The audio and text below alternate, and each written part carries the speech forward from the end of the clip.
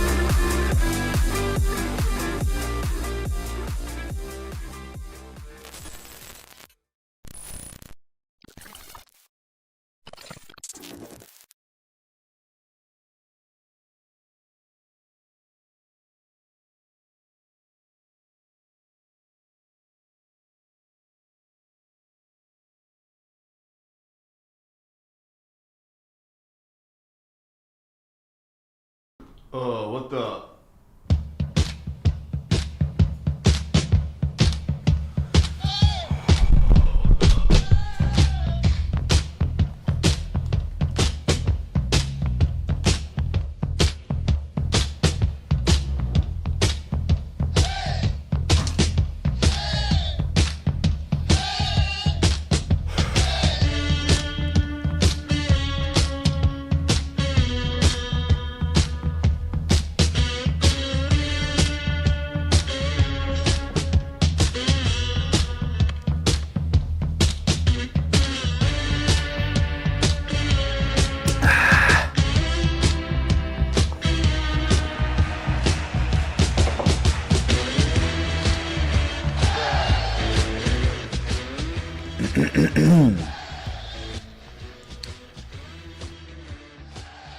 Dude, what is going on my freaking mic? All busted. Hello, Tritos. Welcome to the really early improv stream. Bitcoin was just less than $25 from an all-time high. So that kind of like warrants a stream, hey song stream attempt. These never really last long, right? I mean, when do we ever get a Bitcoin breakout that lasts longer than, I mean, 10 minutes, 15 minutes every time? I mean, even yesterday. So we're up against it, and we haven't broken it, but there are plenty of assets to look at. Until that happens, I can just scale in above my head so we can just keep it up. But yeah, I mean, just the all-time high on Bitcoin is $125,750. So we will try to just get things going with some analysis, and hopefully maybe we'll get a successful hey song, because that one was, again, less than $25, less than at one time a request, right, for a stream. Wild request for like an asset to be analyzed. Sorry, I'm trying to get going, man. Like, I'm just like, this was like, whoa, I was about to eat some food and now the food's like ruined. And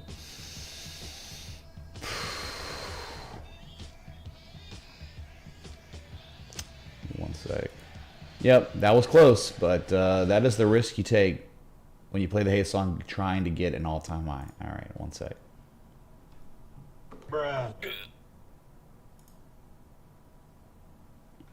But very strong, man. And my God, the things that are happening today are kind of scary a little bit. Because, like, in another universe, I'm Mitch-Ray. This is Gold Live every single day. GLD, XAU, Gold Live. Okay? You're all obsessed with gold, this metal. It's psychotic. It's crazy. It's been around 6,000 years. You're cult members of it. You have gold art everywhere in your house.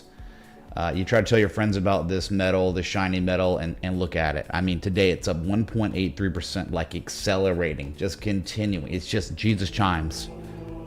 So warranted.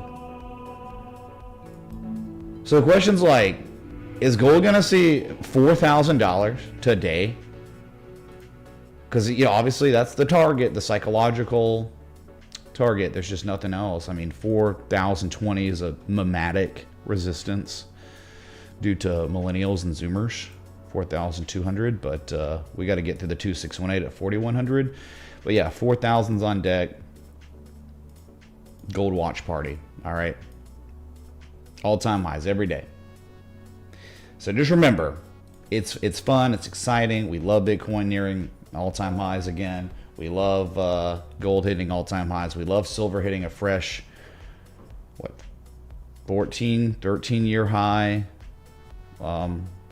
We love that, but we know what it is really. It's just fiat purchasing power collapsing. I'm just going to keep saying it every stream forever, because you just have to, if you know that, it's not as exciting. It's actually more sobering.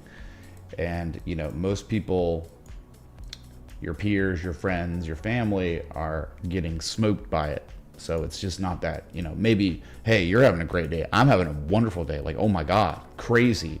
But it's the rest of the people, it's the normies, man, that might be in trouble. So this is gold, silver, just so you can look at it, you can see it. It's with your own very eyes. It's there it is, like a fresh multi-year high. Closing in on all-time highs. You'll be there maybe by end of week at this pace. God. Yeah, like highest price seen since May of 2011. My God, that was, where were you during that period of time, May of 2011? I know where I was. I was back in Birmingham because the huge F4 tornado, largest tornado outbreak in meteorological history, broke out, and the centerpiece tornado tore through Tuscaloosa. I had no running water or power. So back when silver with these prices, I'm just like back home in college, like, oh, what do I do, man? And here we are, completely different scenario. Where were you, chat? Tell me, let me know. And I'm sure the other metals doing all right. I'm not trying to make this a metal stream because like the other cool stuff's going on, like ACHR. How about AM freaking D, bro? The OpenAI partnership. Come on, bro. Let me get that up for you, because this really is the centerpiece. This is, who cares about Bitcoin all-time highs when you've got AMD just gone? And you got to, bro, who is this composite, man? Who is it? Because like, look what they did. No way. Like, I didn't even see this. You know what they've done. Okay, 161, 163. Been up here for years. Literally years, dude. It was the old all-time high from 2021. Yeah, Eth's going. It's doing things. Bitcoin's starting to rev up a little bit. I got my eye on it, man. We'll go right back to Bitcoin. Play the Hey song again as soon as I'm remember, 2-minute song, 2-minute 20-second song, trying to gauge the Hey song while the all-time high is happening. That's the point of the Hey song. So that old swing high, you can't even make it up. They recaptured it on Thursday. See that candle? October 1st, Thursday recaptured. Then gapped up for, I don't know why, something, you know. I'm sorry, was that Wednesday, then Thursday, then Friday. Bearish and golden candle.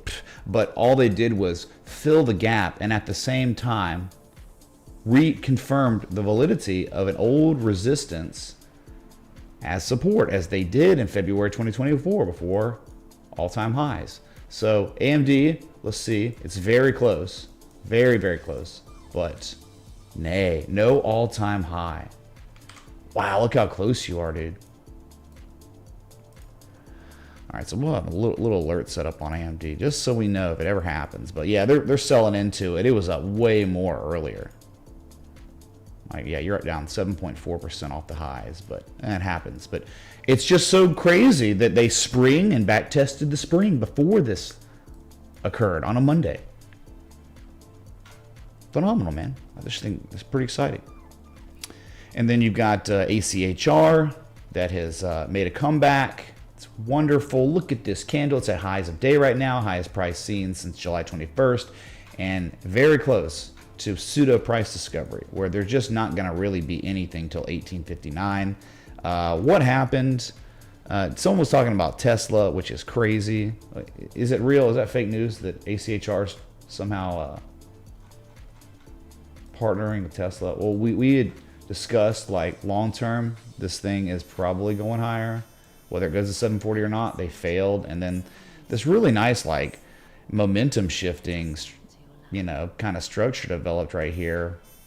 But all above 977, that was it. And look at the volume that came in on Friday and today. So someone knew. Someone knew this announcement. Of course they did, right? All right, Bitcoin, 125,688. Are you kidding me, dude? Are you kidding me, man? Let's go back to Bitcoin for a second. All right. We got to do it, man. We got to do it. Like, it's obligatory. Kidding me? I got my alert set up. All-time highs by 1 penny, okay? So if I see it, it's real. Oh, we're at it right now. We're up all-time highs, chat. Let's freaking go.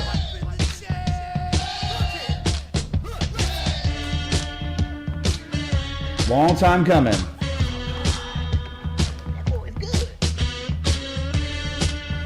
We did it, chat. Together, we have seen history again, just like yesterday. But today it's better because it seems more real.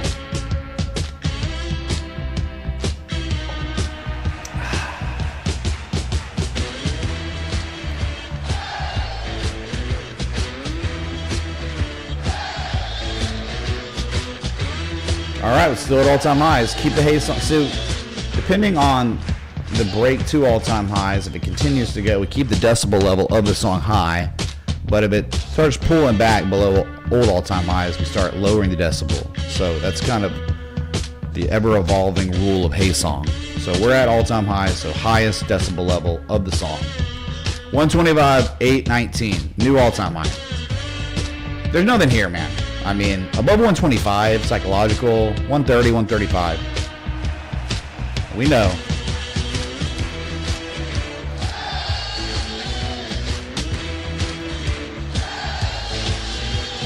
$1,618's 135. Like, that's the target of the potential wave structure. Given enough time, it can pull it back, whatever, but that's it. 135.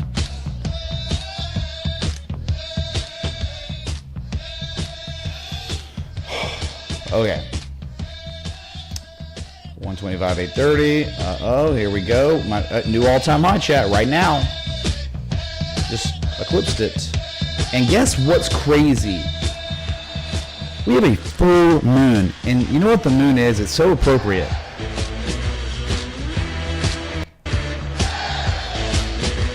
New all-time high right now. 880.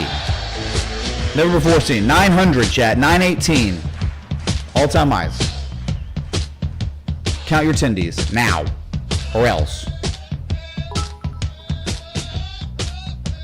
Let's go.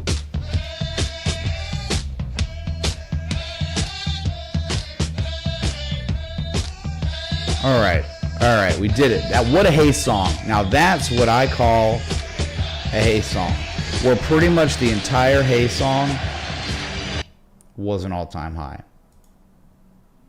The whole Hey song.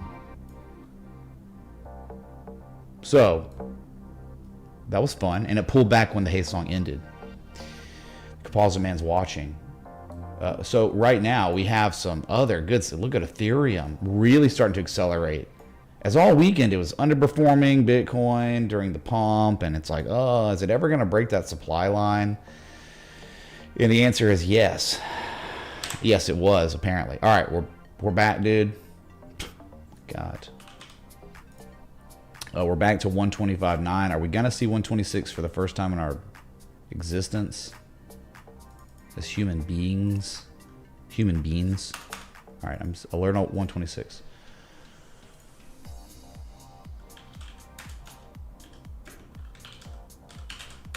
My God, man, crazy.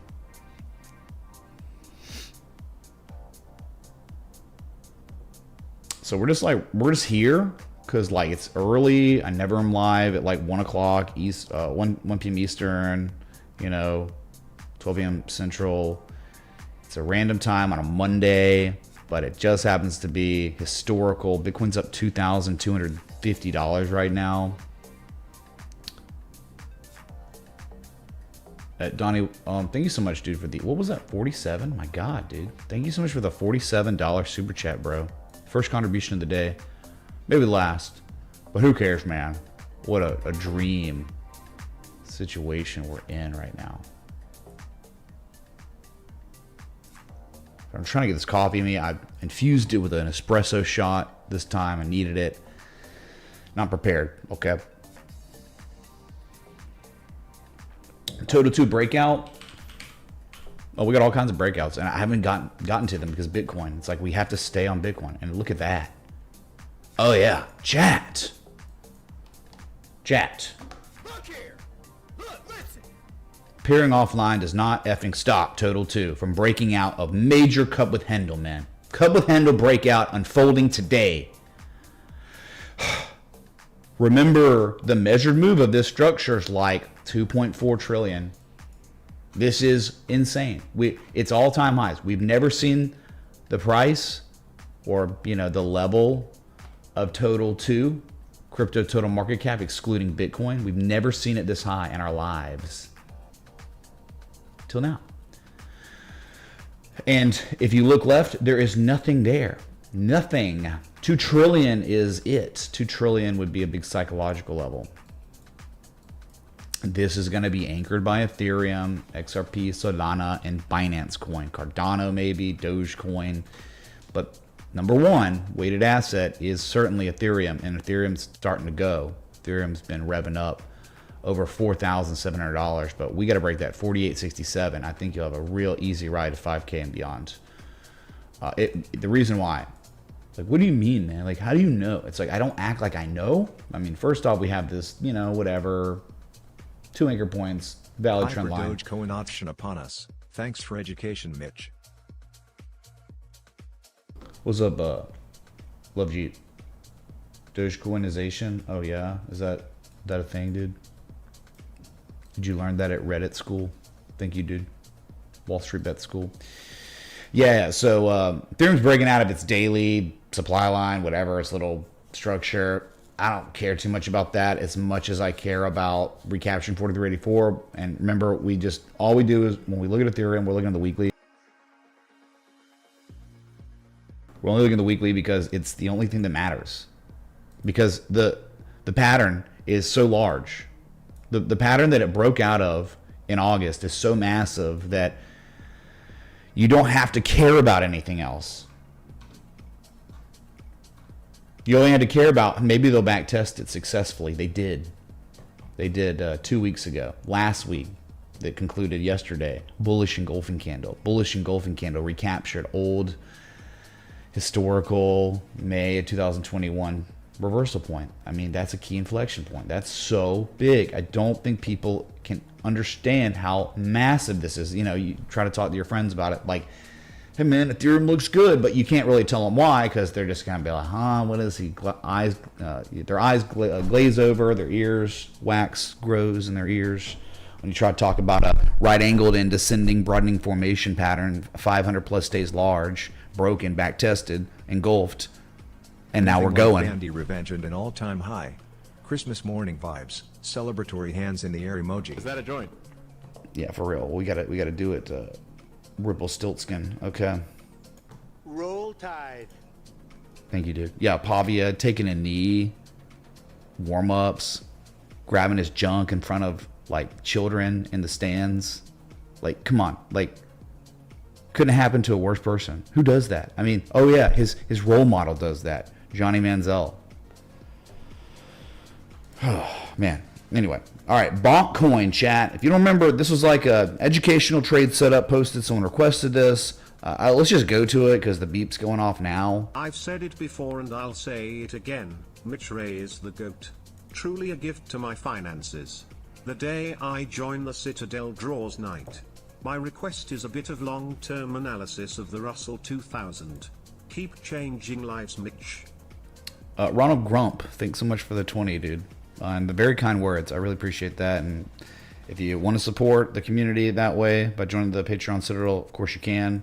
I try not to paywall anything. I just try to give like added value. If you do support a 100% crowdsourced streamer who's never accepted a dime from an entity to promote anything to you, never monetized on YouTube, no advertisements ever, how many hours of your life have I saved you by not monetizing?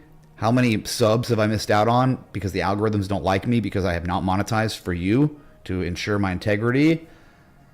Those are good questions, and they're probably very real answers. So I don't care, because it was all about me, what I knew, and people wanted to know what I had to say about these markets, because I've been studying them like 16 years now, and it's like, okay, refine my own game too along the journey, and now it's about just giving back everything that I can do to help you and your family, right? And it's pretty much you and your family. Your friends, I don't know, you're not going to be like making money for your friends, but okay, for you and your family, I'm here to try to help, because you can use technical analysis multiple ways, right? I mean, risk management is number one, but it's also like, hey, times to make money, times not to lose money. If you're showing exhaustion on a crazy run, three tops, triple bearish divergence, maybe it's, like type 2 return of a deep crab pattern like in February, maybe it's okay to like take some profit and understand what's happening. So anyway, Bonkcoin, look at this. They even gave us the pullback and the back test. Multiple days they gave us the back test of 1955, and now this candle is massive. It's a 10.67. We've got a God candle on Bonkcoin, and this is a dragon pattern. So eventually the outcome is that. So that was a trade setup posted just for the sake of education, so people can hone their skills and understand like an art. Like I guess like creating a trading plan is definitely like constructing an argument that applies to inflection points and structures, how the structures correlate to those levels, and yeah, that was it. It could have been an easier, a better risk, a lower risk entry, optimum 1600, but we knew maybe they're they're recapturing a key level. We have a recognizable structure, right? The X, the A, the B, the C, and they're recapturing key level and they're reconfirming it. Maybe that is enough, and it seems like a good start. It is. Okay, so there you go, man. Bitcoin off its highs now by like, I think $400. And this is what I'm talking about. Like the Hey songs are just so lackluster. They don't let Bitcoin go. I don't know what it is. I don't know if there's so much institutional ownership of Bitcoin now that they're just not gonna let it go into true price discovery again. Like it'll go all-time highs by like $1,000, $2,000, and then it'll just be down. Then they'll reverse the whole thing, and it'll sell, and then it'll eventually pivot and it'll do it again. It's like unending. I'll have an alert set up on Bonk, so if it keeps going, we'll hear about it. The big breakouts, that supply line around 2280. Okay,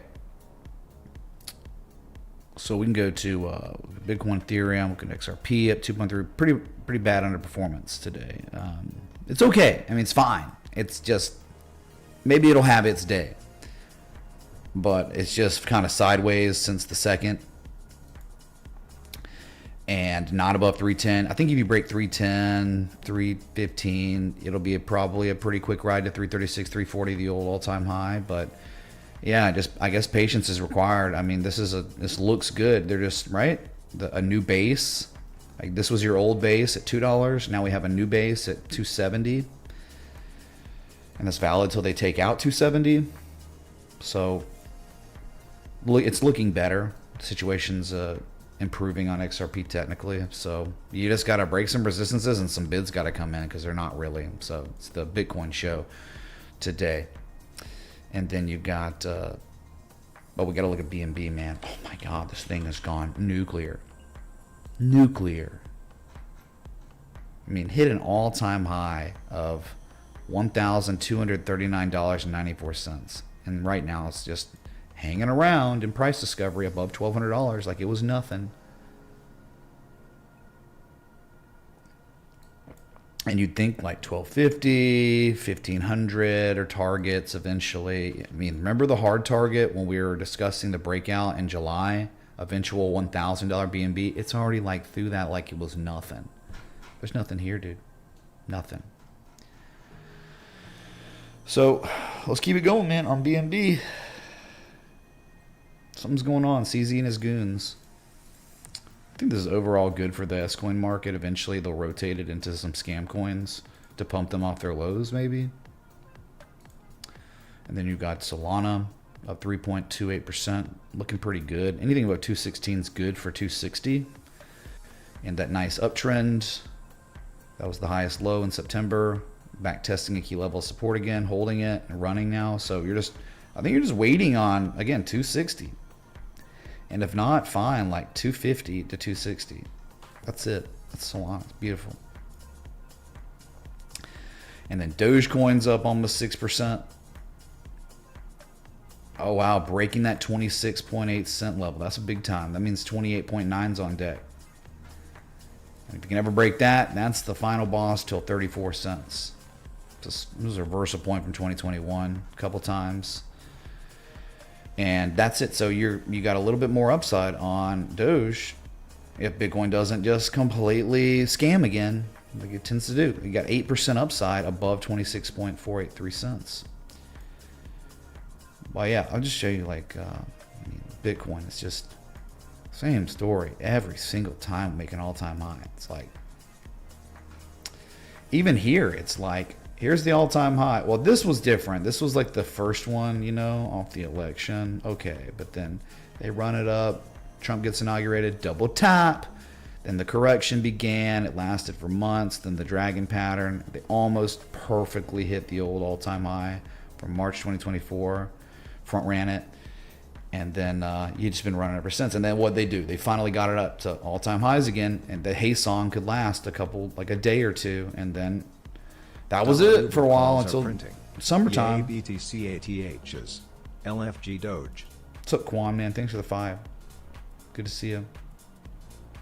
Uber was setting up, man. It was, I mean, a lot of these assets setting up. We're set up. Preston, how's AMC doing? So, yeah, it's just like, you make an all-time high, you get in price discovery a little bit, and it lasts like, I don't know, like 5 days. 5 days of hype songs, Hey songs, and then reversal, and then another all-time high by like $1,000, $500, and then reversal, and then you gotta get to this confirmation low crap. Now here we are, and it's like, what's up, Elliot C? Let's go, dude. Could you check Sologenic on the 4 hours? Would that be a dragon pattern forming? Also, what is the best way to store your crypto? What would you suggest? Roll Tide. Roll Tide. Thank you, Elliot C. Well, we get a lot of Alabama people. Let's go, dude. Bama Nation. Sologenic. Yeah, is that like crypto? Is that a new Beanie Baby or video game? Best way to store crypto? I mean, like, it depends. Like, do you want it liquid or you want it illiquid? Do you want it like unhackable, like crazy unhackable, it'll never be lost and it's super safe? Or do you want it to be like safe, but it is a little vulnerable, but probably not, but is, you know, that's the way you have to look at it. So it's like cold storage. And people are like, got problems with Ledger now. But then there's like, what, Tezor, like, what are the best cold storage in y'all's opinion right now, chat? Because it's changing. And if like you don't want to do cold storage, then just like, I mean, being on an exchange with 2-factor, 3-factor plus authentication, I mean, that's all you can do. It's like you don't have many options. It's either cold storage, which is extremely safe if you know what you're doing, right? Like in terms of keeping it safe, or just hot wallet. Yeah, Hason played and it was perfect the second time, and then it was over. And now it's like we're pulling back off those highs, and it's kind of annoying, right? So it's like, when will we go into price discovery for real? We've had 5 days in a row of positive closes. 7 out of 8 days positive. So going for an 8th day. But you just don't know. 6 hours, 19 minutes to go. But clearly and cleanly above, the most conservative way of, marking an inflection zone. You are currently trading above it, which is great. But again, a lot of time left. You just don't know. Will it hold? My God, the S&P 500 right now. Chat, it. Let me show you S&P futures. We're about to do it, man. Like it's revving up. Very, very closing in on all-time highs. Near highs of day if we weren't just at it a second ago. The same with NASDAQ. Like NASDAQ's about to do the thing too. You hear me? Stonks, metals, cryptos, everything. Fiat, destroyed. Yeah, and then the small caps too. A fresh all-time high today on the IWM. Russell 2000. Look at this NASDAQ. It's doing it, man. It's done. It did it. That's huge, man. All-time highs. We're above 25K. Like it was nothing. And we'll just look at the IWM to spot, or just the ETF of the spot, but not futures. Look at this, man. Fresh all-time high. And this was like a request anyway, kind of a long-term analysis. Oh yeah, you want a long-term analysis? Go to monthly and see how insane this is. Look at this. Look at this monthly. Yep, monthly. The trend is your friend. It was violated a couple times. COVID crash, and then October 2023. But then that pullback in April. Look at this. The old all-time high from August 2018 was regarded as support at the nadir of the April, or that February to April drawdown.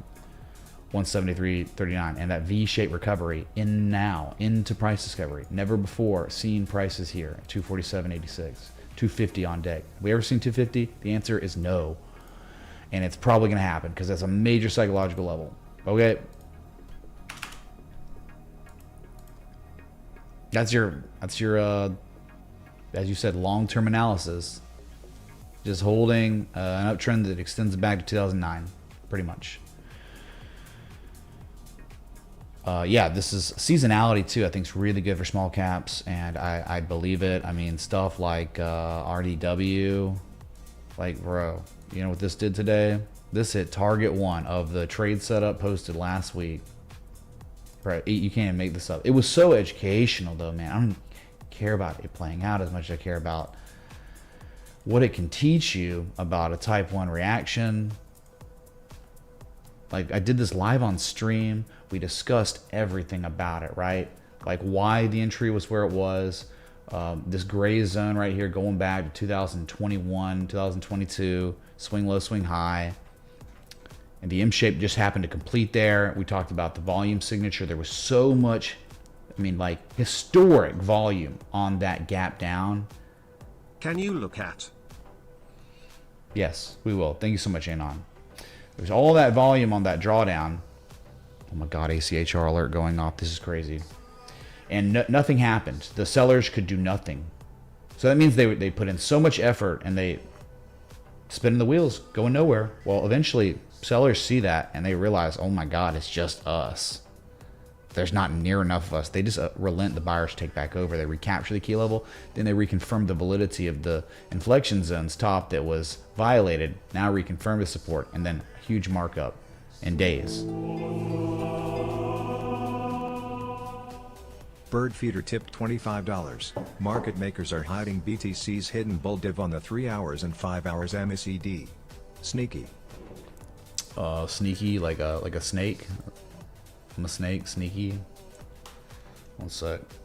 So I'll show you I'll do the play-by-play. I don't know if it'll all play, but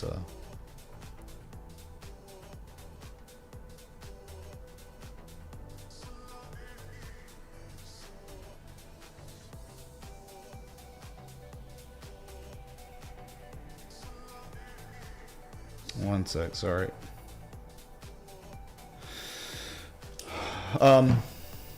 So yeah, it was like this. It was like, right? There was just such a powerful reason to maybe take a shot. And it was just like that simple. So simple, right? The entry was there. It was a great request. And it was just like, boom.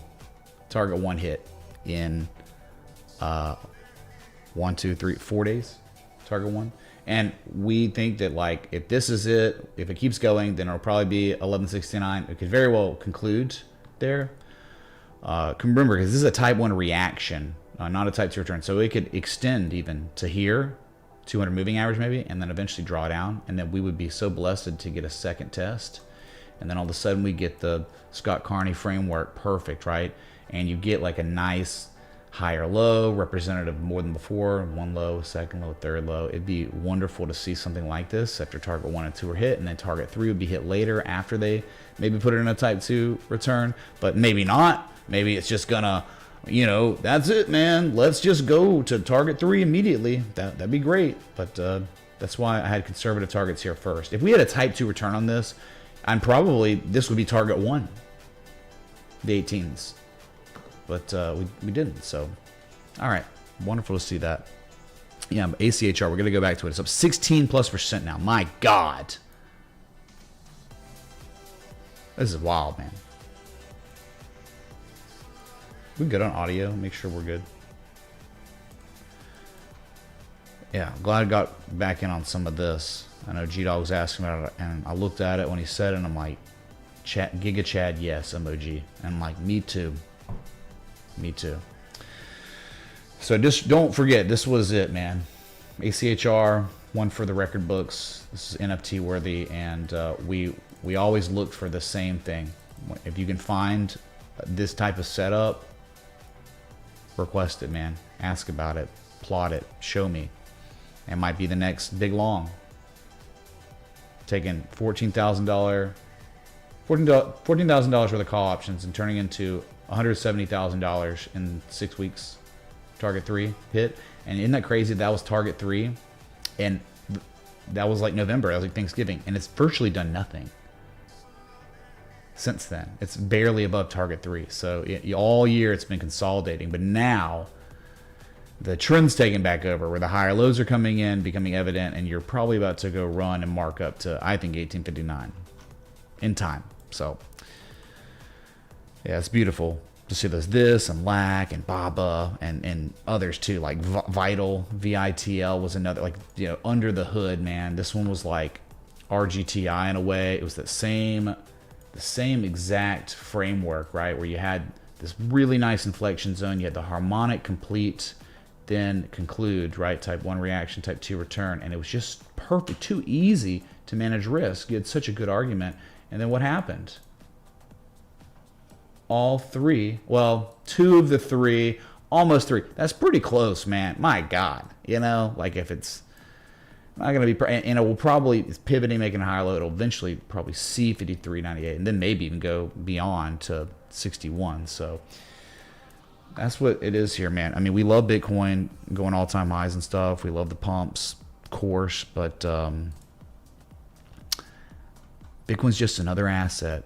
And if it doesn't have an edge, we don't really care. It did, though, right? It really did. It had the confirmation low at the key level, and that's very educational. I think a lot of people got value out of Bitcoin doing this. One time, no one knows. Second time, everyone knows.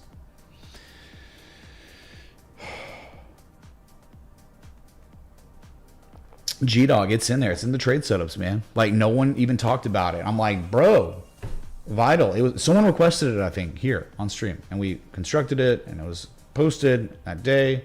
But yeah, man, you just never know. Audio's good. Okay.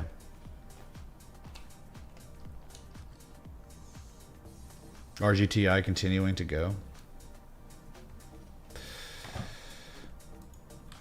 Let's just look at the Jesus, dude. I mean, that's all you can say is Jesus. Like, look at RGTI chat, up 5.5%, all-time highs. Quantum computing. We have ourselves a 1999 bubble in the midst of developing. This is where there's no rhyme or reason. A nice little bull flag, probably on lesser time scales. Just bull flag playing out. 2618, 4629, I guess is your target. You wish this was Bitcoin, because this is killing Bitcoin. This and QBTS, sure. QBTS is even crazier, up 10.44%. Do you see what's happening? This is psycho. And this was its own trade setup, if you remember. It was the same framework. It just went nuts. And then nanonuclear today. Remember, all these graduating winners are just continuing. They're getting their doctorates. Varsity athletes. Wow. NNE. Let's look at it. Nanonuclear. Bro. Up 24%. All-time highs. Hitting the top of this all-time channel. Jesus chimes. Identified first here with the harmonic framework. Do we break this though? Probably. And go psychotic. Let's just go to $100, man, because who cares? Wow. I tell you, man. Times to make money. Times not to lose it. You're in the time to make money. AMD, NNE, ACHR, QBTS. How about plug up another 10%? Oh my God. What is this up since it was requested? Like, up 200% in 3 weeks. Go back to whatever stream it was, September 15th or 11th or 16th, one of them. When someone requests, they paid money, and we looked at it, and this was identified. It was like easy to manage risk, and wow. Dude, the TA is being respected like to levels I've never seen before.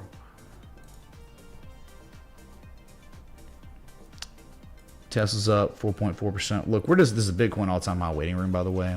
So you got Tesla that is recovering off that news-driven sell-off. Who cares? Look, they're keeping it. They're whipsawing this little channel, and they're back in it, and it's probably going to go to like 460. I think, remember, for us, we own it in the low 300s, and we're just waiting for 48. That's it. We don't care what happens day to day with this. 48, that's the target, and there's another target above that in price discovery. So patience. Don't let this intraday crap scare you. The long-term hold. Remember, it's the weekly setup. It's the weekly. If you want to see it, I think we got it up maybe. Yeah, dude. Yeah. If you don't remember, this was posted July 25th. Okay? July 25th. It's a weekly setup, dude, because remember the argument, the swing highs, they flipped it. It used to be resistance, it flipped to support. Positive correlation of the major simple moving averages, trading above those, but anything above $300 was golden. And it took a minute, a little bit, but it was just target 1, $400, target 2, you see it, all-time highs, target 3 is swinging for the fence. Definitely swinging for the fence for a 1618 and nearly $600, $597. So patience wins, man. Well, I'm back again requesting you look at floor shitcoin, victory hand emoji. So Matchery, thanks to 20. We'll look at your S coin. Flea, yeah, the XRP thing. Someone was mentioning Uber. Well, Uber, guess what it's doing? Yep, reaccumulation. It's on the daily. Yeah, dude. It looked really, really strong. And now it's going to be, 2 hours to go until close on Wall Street. But going for the highest daily candle close ever. Break in resistance from July. And just all these higher lows, man. Reaccumulation. And price discovery. It's wild. This market is going nuts. I just like, hey, you're lucky if you're a crypto bro because you're finally starting to get some yield a little bit. But this has been going on all summer, and it's now just starting to get manic. And I'm not using the word manic lightly. This is becoming, it's feeling like mania, but I'm not seeing it in the people, but maybe that's because a lot of people are crypto bros. But this feels very, very, very manic. Okay. One sec.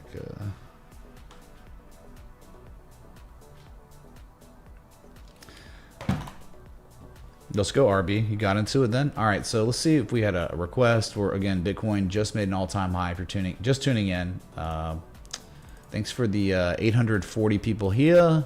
If you're enjoying the live stream, you're enjoying this historic stream, hit that like button, the bell, that sub. Thanks for being here. We've had so much history with almost everything of significance. Your markers on your market, right? Your indices, your market drivers hitting all-time highs on the monthly and the quarterly, and now the daily and the 4 hour. Like Bitcoin had just made a all-time high 4 hour close on its last one. So just history over and over and over again. No value. Value is gone, man. The ones that had value, we were there, space-time continuum, and now they're taking off, and now they're going crazy. Okay, let's see. What was requested? Well, we looked at Rust 2000 for Ronald Grump. Let's see. Elliot C wants to see Sologenic. All right, we're going to try to get to that. I don't know what this joke is, but Solo on, you got an exchange, man? Nope. Crypto.com, I guess. No, we'll go to Mex because, oh, God. Ugh. Yeah, Mex got the data. You're saying, is that a dragon? No, that's no dragon. No dragon, man. I look at this and I say, why? Why would we ever put our money in this when we could put our money in some other asset that has a impeccable setup, ready to roll?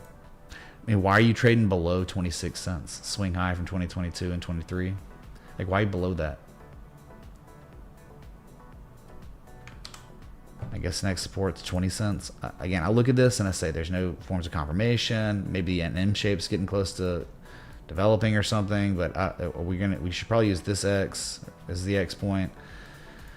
I mean, you're getting to a low point where maybe, but like, is there any structure that's developed down here? No. Like, even if an M shape develops, your argument doesn't get stronger until there's some sort of edge after the M shape completes its development. And this is still marking down. I mean, like, this yesterday made its lowest daily candle close kind of since like June. Below the 200 moving average, below key levels. I just like, I don't care if it goes up 1,000% tomorrow. I don't care, because I just know there are better assets to own. And to ad nauseum, we've discussed all of them every day on stream. So I look at it and I say, maybe you can monitor it, but that's about it. If you recapture 26 cents, maybe you're good, but not until then. So I just would say, all right, let's just move on and find better stuff. Because it's not about what this is, it's about what others are, and they are better. Okay. I mean, to be real, I'd probably rather just own Apple and Tesla than Solo, just being real, dude. And they don't even have like great setups right now because they played out. Oh, hey, what's up, Raylan? Thanks for the sub on YouTube. Welcome. Okay, let's see. Sorry about Sologenic, dude. It's not your fault. C3 AI. All the AIs are booming, dude. What is it? C3.ai. All right, it's just AI. Wow, what a ticker. But not a great. Ugh, God, what did they do to it? What have they done to AI? Well, I mean, them recapturing $17 is a big deal because that's an inflection point. And look what they did. You have to zoom in. You have to see like the swing low from 2022, another major reversal point from May of 2023, right? Another major reversal point from April. But look, they violated it, and then they recaptured it, then they reconfirmed it. So that's a spring back test. And so you're seeing price action off of that. I mean, granted, not like crazy, but in the past few days, it's been nice. And that's like up like 15+% in 3 days. And there's not really much here. I would think I think you'd be targeting for 23.37, but that's all you had, right? That's virtually all you had. I don't even think we had a valid M shape here because the peaks were too perfect. Maybe it was 113% retrace. Maybe you could have like broke some rules, used the candle closes and been like, oh, it's a shark. That's a 113 shark if you just disregard the wicks and just use candle closes. Yeah, a 113 shark that bounced, but now you got to think about the bearish 5-0, high to low, which is a 5-0 is 22.40. So there's a little more upside on this. Yeah, 22.40 to 23.37. Lord Mitch, not the best request, just to let you know in advance. It's something I have heavy bags of. So you're just letting me know in advance you're gonna be requesting something, but you're not even letting me know what the asset you're requesting is. Interesting. I don't think anyone's ever done that before. Thank you, Moi Moi, for the very mystical contribution, dude. Thank you. So that's it, right? That's all you got. You got maybe an M shape if you're trying really hard, and you got the buyers recapturing, reconfirming the spring back test, and it's running off of that, and that's about it. So, and there's upside, but there's no way to manage your risk optimally anymore, right? Like you had a chance from the 26th of September all the way to October 1st, 2nd, and that's it, right? That's the space-time continuum. Once the price of the asset starts pivoting off of that, then you would have an entry as close to that level as you could, with a stop loss marginally below it, and let it run. Apologies in advance for S-Coin chart that has been stinking for the past year. However, maybe it has found a base now and an Adam and Eve on the 4 hours plus general reversal. Creo/USDT, MEXC. All right, well, I get it now. We'll look at Creo, S-Coin. We can. Certainly can. All right. Thank you, dude. So, yep, like if you're at $20 and the optimum entry was as close to 17 as possible, it's now, how could you set a stop now? How could you set an entry now and a stop loss now? Strategically, you can't. So you let it run. Gap fills at $22. That's in line with that 50% retrace. So I think that would be your target, a little bit more upside on AI. Okay, so that was a request, chat. So I was looking at it because Bird Peter's talking about hidden bullish divergence on the 3 and 5 hour. Who looks at those time scales? What? It's not on the 4 hour? Really?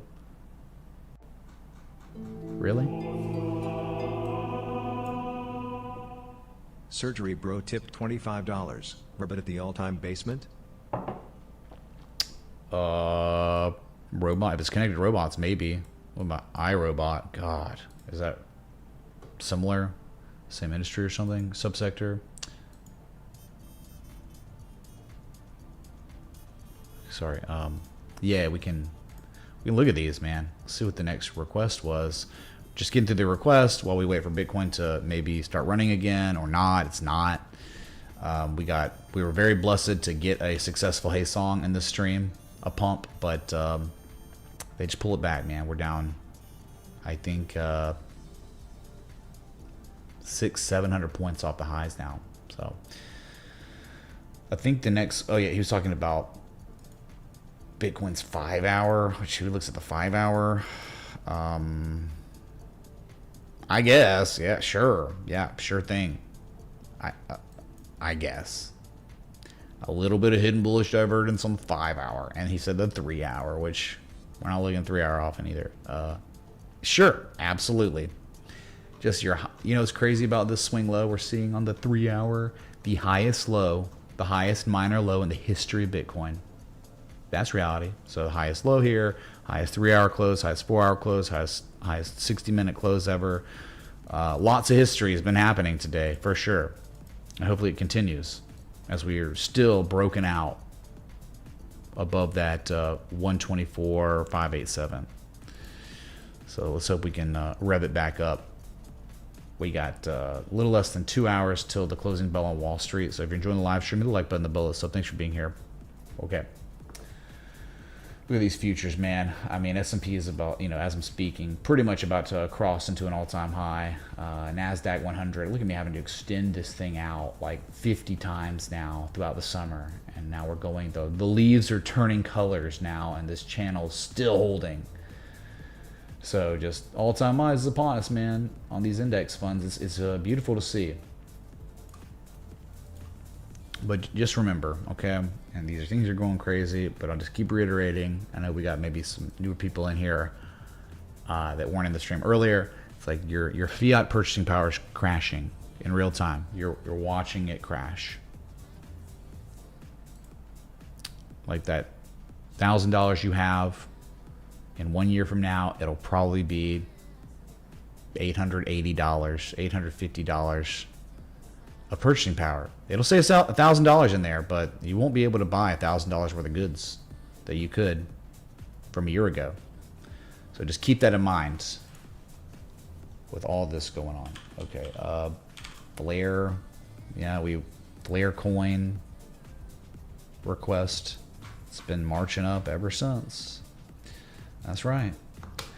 We didn't care about the daily as much on this, even though we have a nice channel, nice uptrend conceptualized here.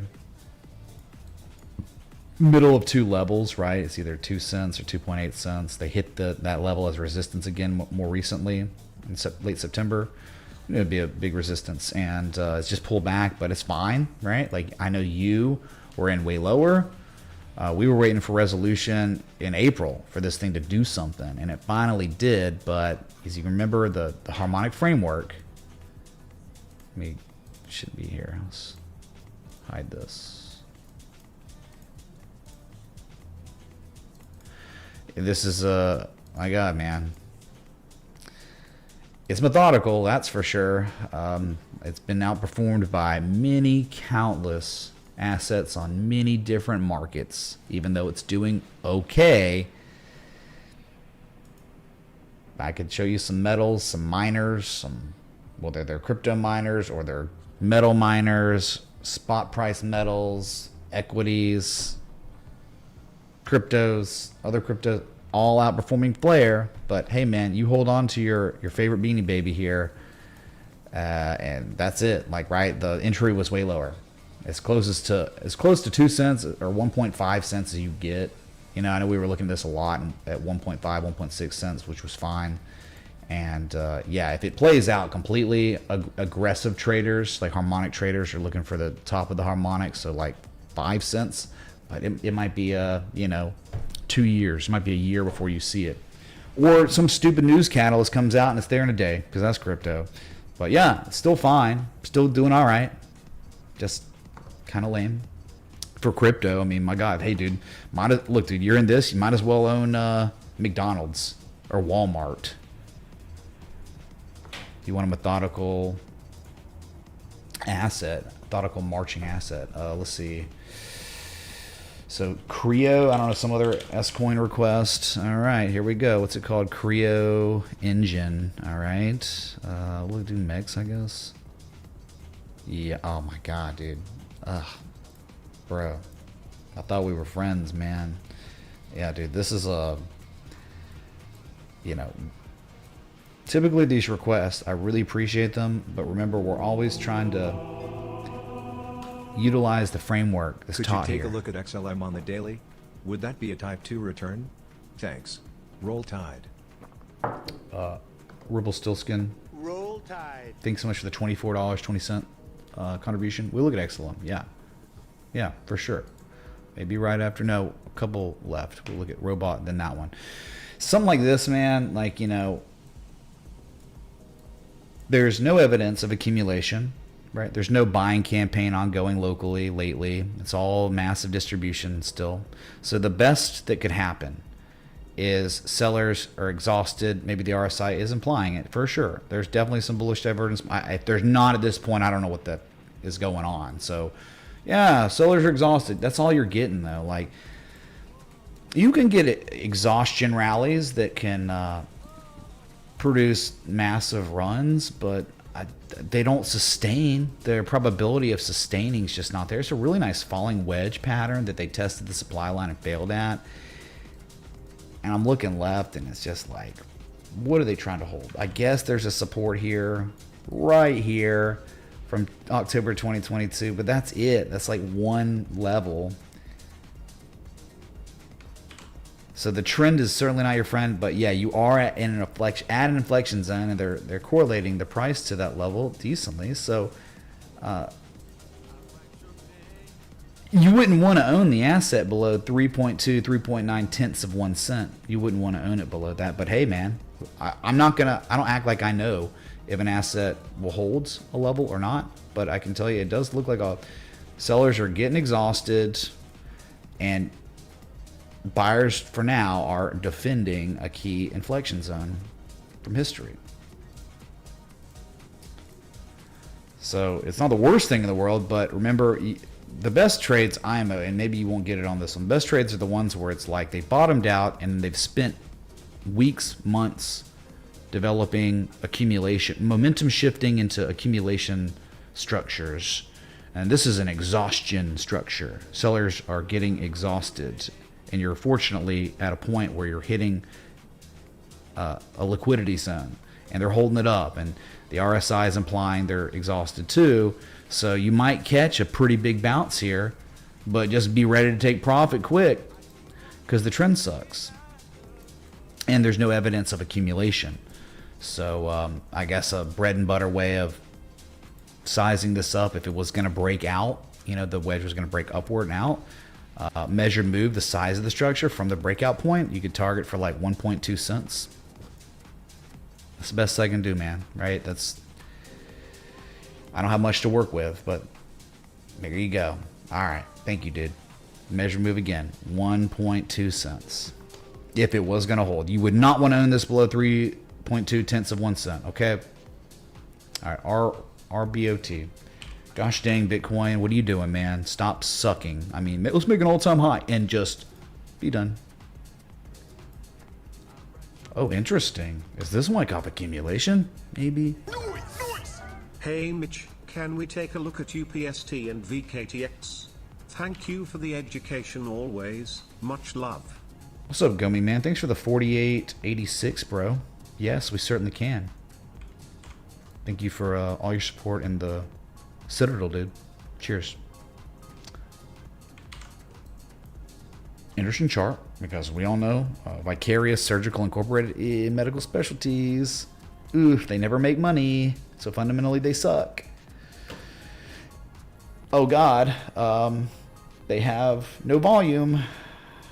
30-day average on volume, 65K. Oh, man, you just remember, you want to have 1 million volume daily. Like, if you don't have that, you run the risk of your order not getting filled. If you have a stop loss strategically placed at $5, $5.20, there's a very good chance with an asset with 65,000 volume that there will be no one there to buy your shares when your limit sell stop loss triggers. So you've got to keep that in mind. So that's the only crappy thing about it. But if we're talking about education, we're talking about, hey, what if this asset did have 1 million plus volume? We'll say it was Google, or it was like, you know, gold or a palladium or something. Yeah, man, no one's going to argue with it not being at the bottom of a trading range, right? Certainly. Stop loss below 527, your upside's to $18. That's the only way to play it.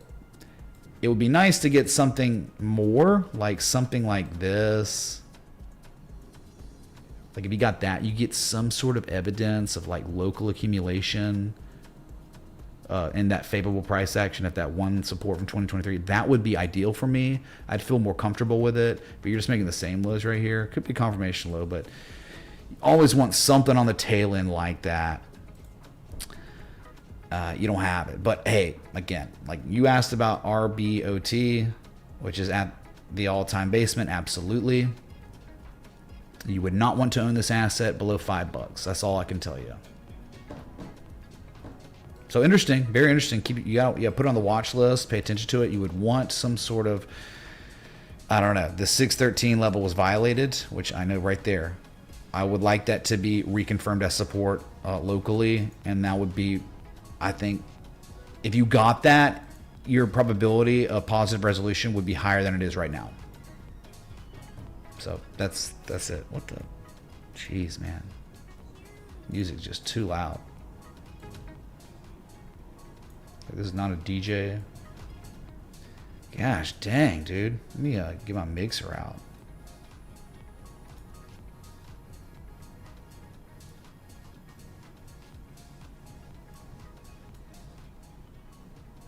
There we go. My God.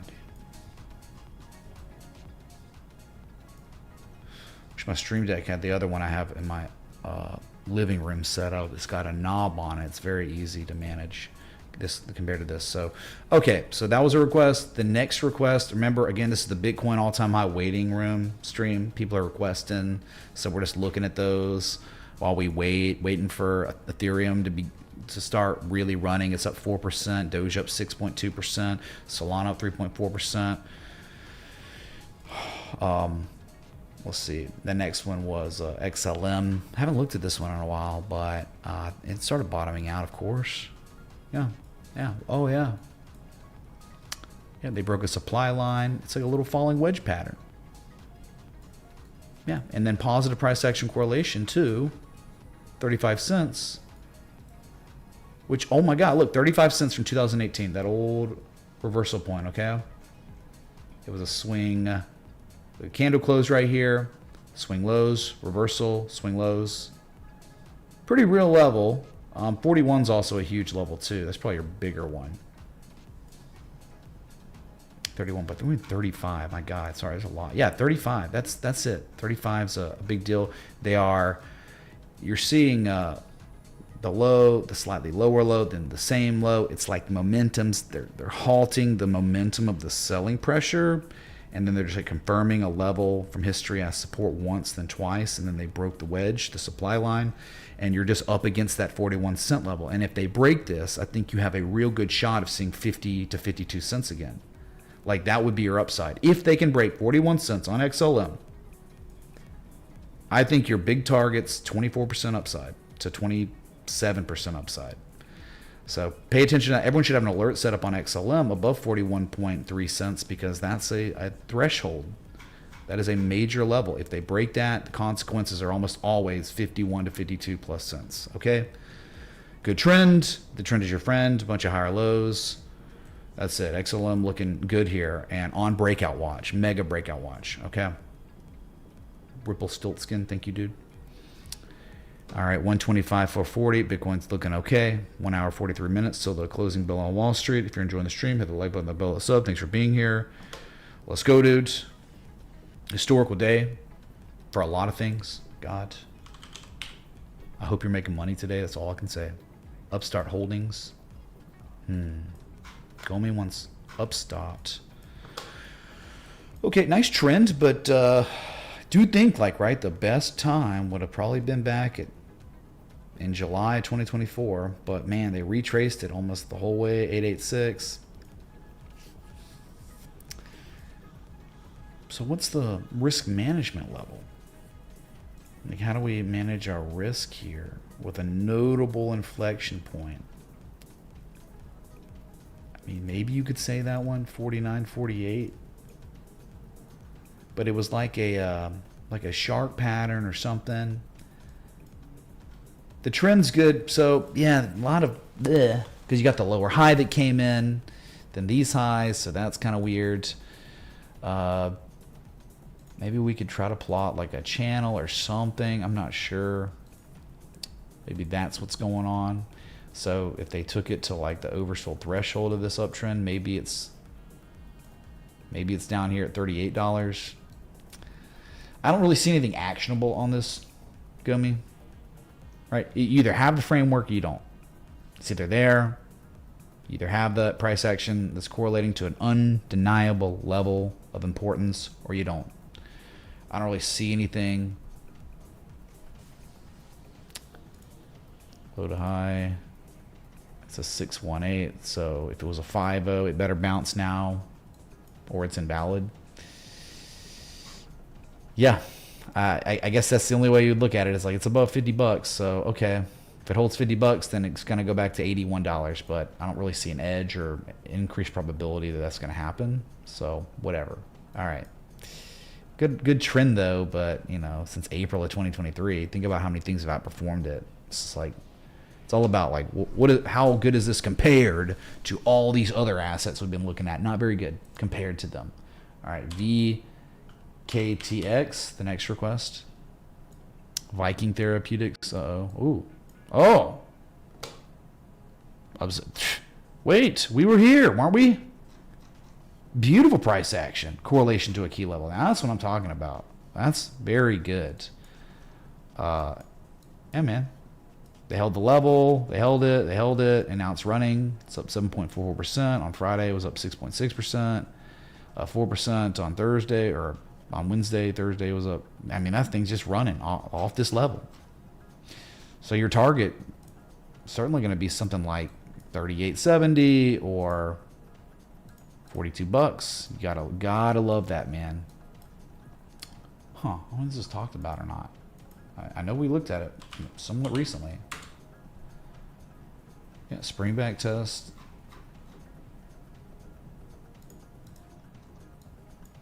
Breaking the 200 moving average again, very nice. I mean, off the actionable level, right? If someone was going to long this, they had their chance a week and a half ago. and now it's running.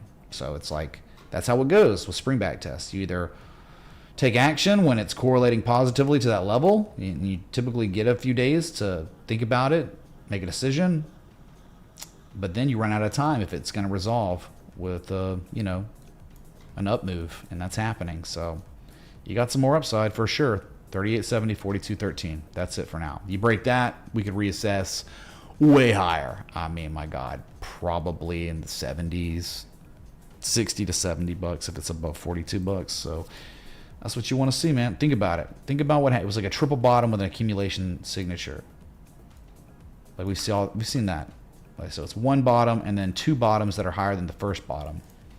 And that is triple bottom with accumulation, right? Two of these lows are confirming higher than the lowest low. 1, 2, 3, triple bottom. So that's it. Nice. But no action to take on it right now. Hopefully someone just got in on it at the level that was appropriate. Okay, so still got to say about Viking. Nice. Still paying on.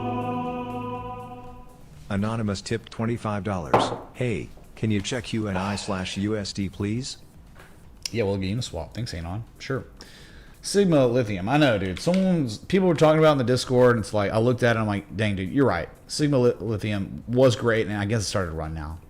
Wow, it hasn't even. So we might not even be, like, done. We might not be, how do you say, it might not be gone so much to where we can't do anything, but my God, this thing was in the everything bubble like so many others. I haven't really looked at it since. So Sigma Lithium, where is it like holding? There's not really a key support. See, it's below 843, a swing high, swing low, swing low, swing low, swing high. So that's your big one. And that's, yeah, 843 is the big one. So people will be like, I like Sigma Lithium because look what LAC did. Well, you know, this is not a LAC. So here's a supply line. You have not even tested it yet. You're getting close. 200 moving average. Dude, that's tough. That's like final boss, right? Think about it. A horizontal line support resistance, confluent with the 200-day simple moving average, this red line right here, as well as confluent with a supply line of the structure, which is, it looks like a wedge, doesn't it? My God, it is a wedge. It's like a huge falling wedge pattern. So I do like locally, the low, the higher lows coming in. That's nice. I like that. See, they violated this downsloping support. You see that? And then they recaptured, and then they reconfirmed its validity. I like that. That's like some sort of spring back test. And now a higher low. And you got a lot of work cut out. I mean, who knows if it's going to break 843. To break 843 means it's probably going to 1226. Sigma, Ligma. It's Ligma. It's definitely Ligma. Because Sigma Lithium, it's Ligma Sitha. Ligma Sigma. Okay. Yeah, so 1229 of your target if they were going to break this thing out. So it's an exhaustion situation. Okay, things been just devastated. Trend's not your friend. It's not a trend trade. It's just an exhaustion trade if it was going to happen. All right, Sigma. Let's see. Uniswap now. That's one more request. Let's look at it, dude. Uniswap.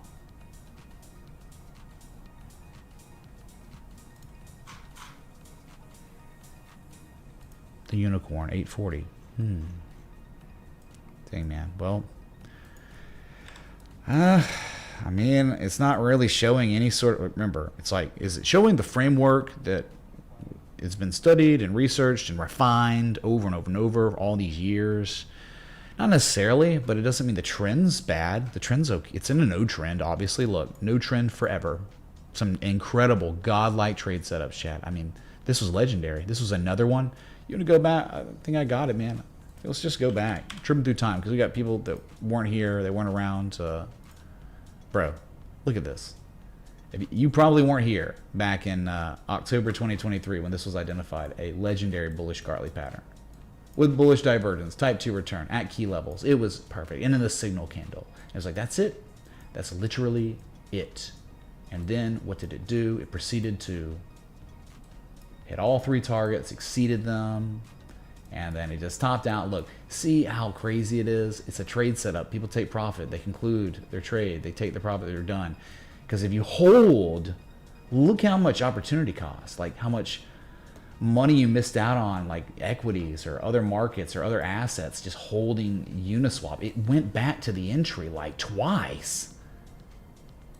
Right? Hits all three targets, goes a little higher, and then reverses, and then round trips 100%, and then does it again.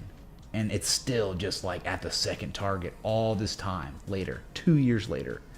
So it's like, trader's market, not investor's market. Okay. But guess what? What was the difference between this and ACHR? It was the difference between this and BABA and Vital and all these other ones. They're the same, man. Never change. And then this pattern, I remember this, and people were like, "You're toxic," because the mania from late last year, people were like so bullish, over hyper bullish. And I was like, dude, they're showing distribution signatures. Like, nah, dude, no way, man. And then it round tripped again. So here we are trying to put in a higher low, trying to hold the 200 moving average. Great, man. But I don't really see anything like a pattern. I think there was a demand line and it broke. Yeah, like they broke a demand line. It's not really holding a support. Maybe it's holding a swing high from 2023. That's it. Like, right, if it doesn't have what we need, I'm kind of just like, oh, well, look at the levels. And that's it. Nothing crazy, man. Nothing crazy. Probably give you a supply line. You break that, you break 867, then we could target for like 12 bucks. Yeah, so alert, since you requested it, set your alert up above 867 to break 867. Means that if it's a real breakout, then you've really got like 37 to 40% upside.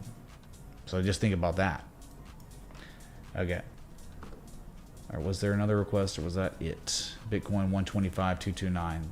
Crappy, typical all-time high stuff. Hey, what's up, Zimpal? Did your contribution play? Chat, did y'all hear Zimpal's TTS? Because it says recent.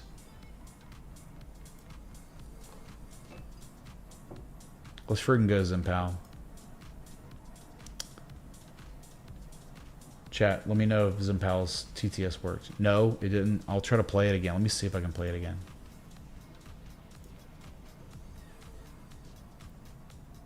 I just hit replay. And look, dude. Replay. See? It's so dumb. Maybe I can refresh the overhead or refresh the cache. See if that works. Give me a sec.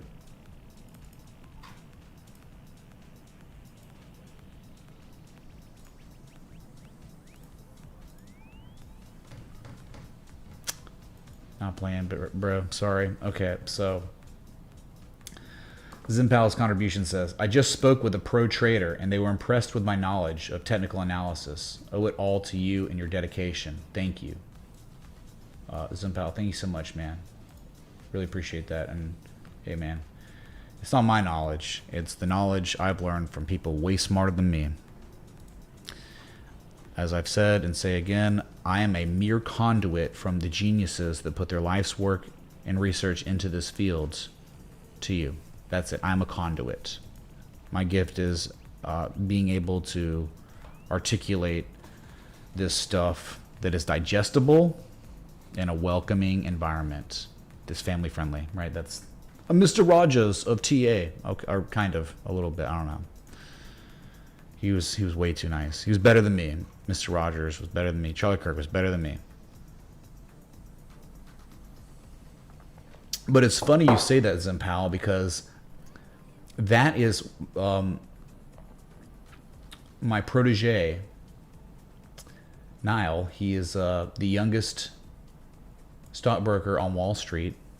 He said the same thing to his bosses when he was interning on Wall Street on the New York Stock Exchange. They said the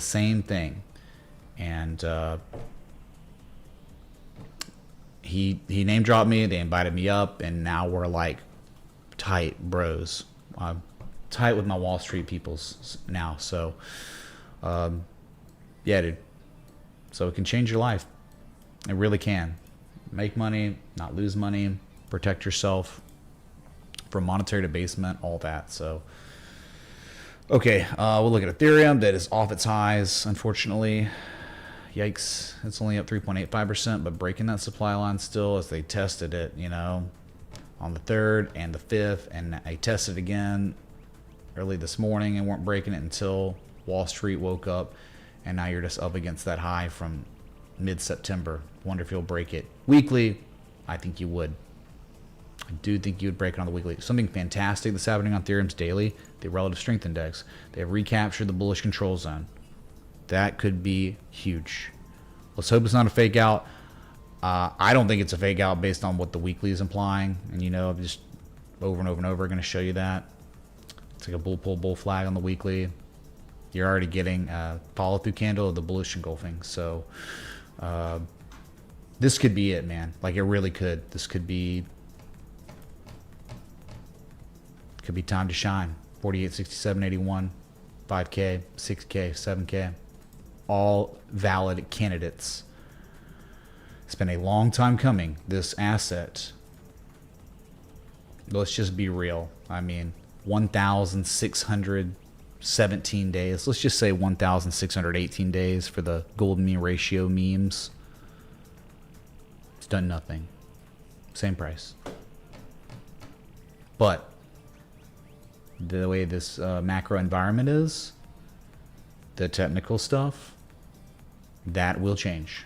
It seems to me like the change is coming to where 1,618 days is going to resolve, and it's going to finally be price discovery. So it's a good time to own Ethereum.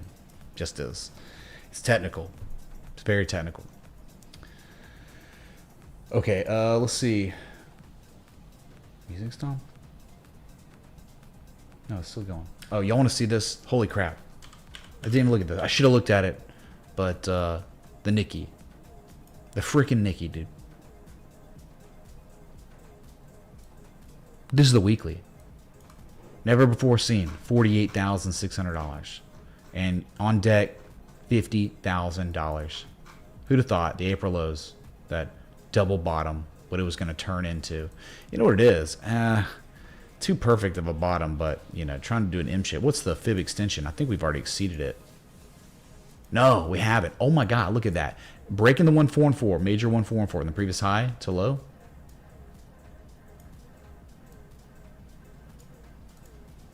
So the 1,618, the golden mean ratio is $50,000. You can't even, it's so confluent with 50K, you can't even see it up there, the magenta line.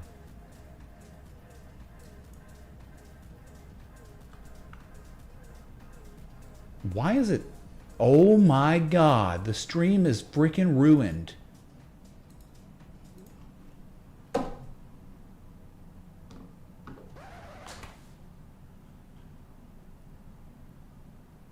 We had like 2 sets on at the same time. I'm just hoping and praying to God the music was so quiet that no one could even notice.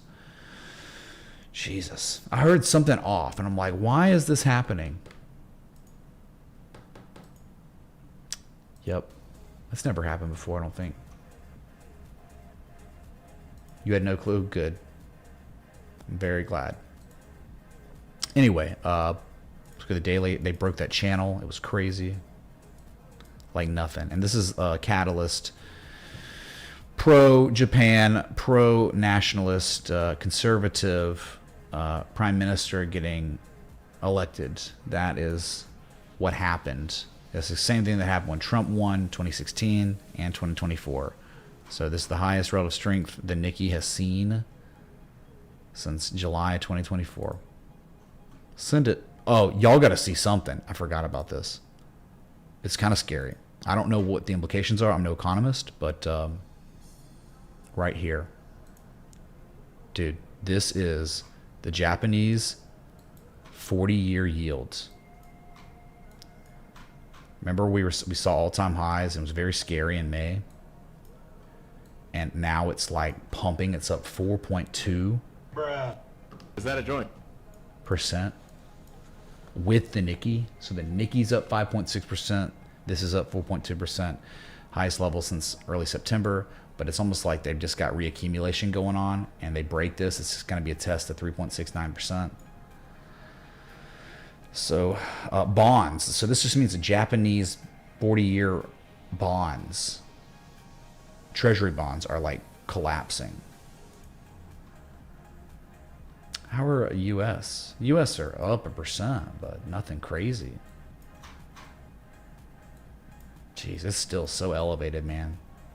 Like, bonds should be dumping because of the interest rate cuts, but the free market rejected the interest rate cut, 25 basis point cut last month. And now this thing's just still is putting in all these higher lows up against this 4.77% level, and it's just mega level. Look at this. Goes back to 2009, 10, and 11. If they're able to break that for real, then it's going to be a quick run to 5.3, 5.5%. So what happens if, like, the Fed keeps cutting interest rates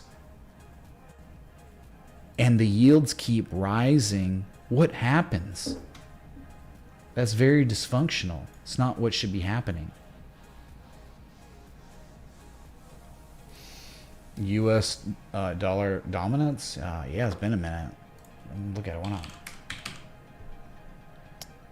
Market cap dominance. Let's go, dude. Okay, so we got ourselves, right, still that conflicting, weird situation. Excuse me. We got the M shapes, but yeah. So I feeling not great about this. This is great, though, this is actually really good for crypto bros. Okay, really good. So you got the M shape there. They reacted it. So let's get rid of that M shape for a minute. So you can just, I don't want rose tinted glasses, green shaded glasses or anything. Just think about what's happened. I think the most recent discernible event is terrible for US dollar tether dominance, which is wonderful for us because we're not in US dollar tether. We're in the assets, Ethereum, Bitcoin, XRP, Solana, BNB. So they have just formally confirmed what was once a major resistance in 2020, 2021, 2022. They have just confirmed it as resistance again, which is like time to collapse, time to get wrecked. 200 moving average rejected at the same time. The demand line that goes all the way back to its 2017, right? Demand line held. They even held it again in April of last year. Then it started getting violated, and then they're just losing it. And it's just like, so you're below every single support really that matters right now, where there is no argument, there's no valid reason to own US dollar tether until buyers recapture 4.9%. That's it. So that means there is a valid argument to own crypto until buyers of this asset recapture 4.9%. That is the argument, okay? That's good. Very good, boys. Very, very good. That means this thing could start marking down. You're going to go test 3.79% again. And if that breaks, sweet mother of God, it's going to be collapse. It will be an utter collapse.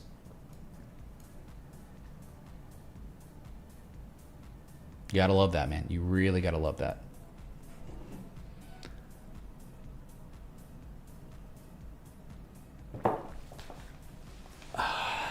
The Beanie Babies will become our currency. Yep. Well, every day the US dollar is becoming more and more like its own Beanie Baby. Yep. Good to store some wealth for a couple days, you know, while you decide on what hard asset to buy. But that's about it, man. I'm surprised the S&P has not gone off yet. Like the alert, you're right there, like at all-time highs. This is wild.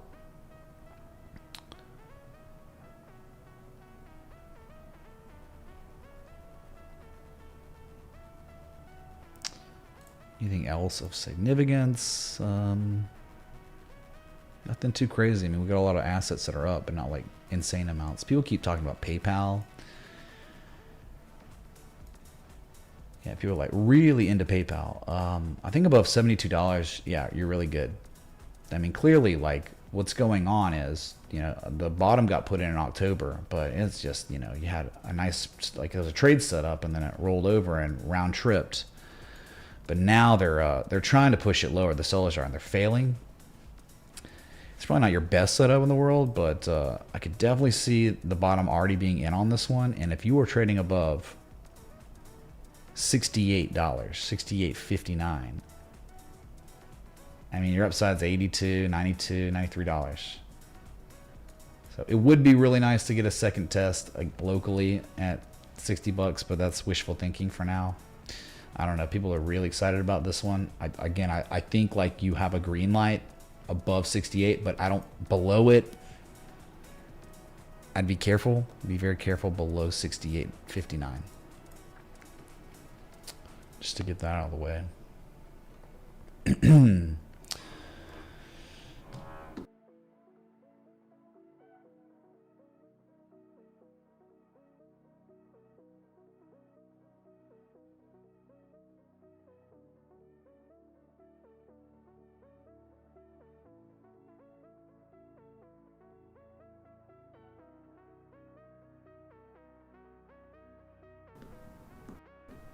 Sorry, hold on.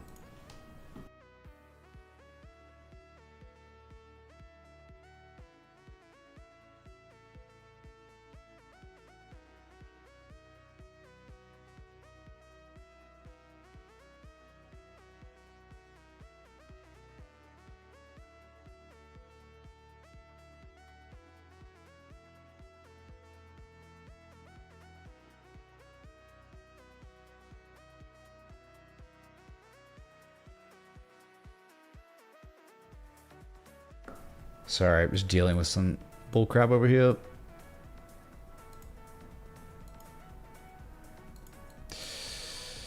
Let's see. Yeah, I'm just like going through a few assets, looking here.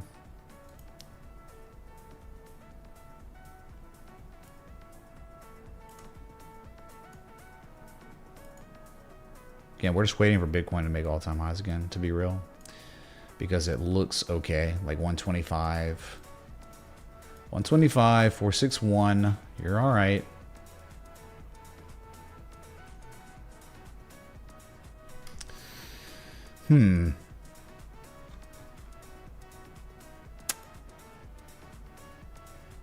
Scanning a little bit.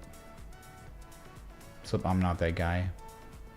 Derek, yeah, Tesla, we looked at it. So it's good, man. Tesla is amazing. We're just waiting for all-time highs. Like, that is it. Tesla's all-time high waiting room. And there's nothing else about it that matters. Like, you shouldn't be concerned about anything. It's at the highs of the day, too. And it's continuing to climb. I mean, I can't be surprised at 48 in the next month. I mean, by the end of October, I think 48. Very valid. Remember this one? Yeah.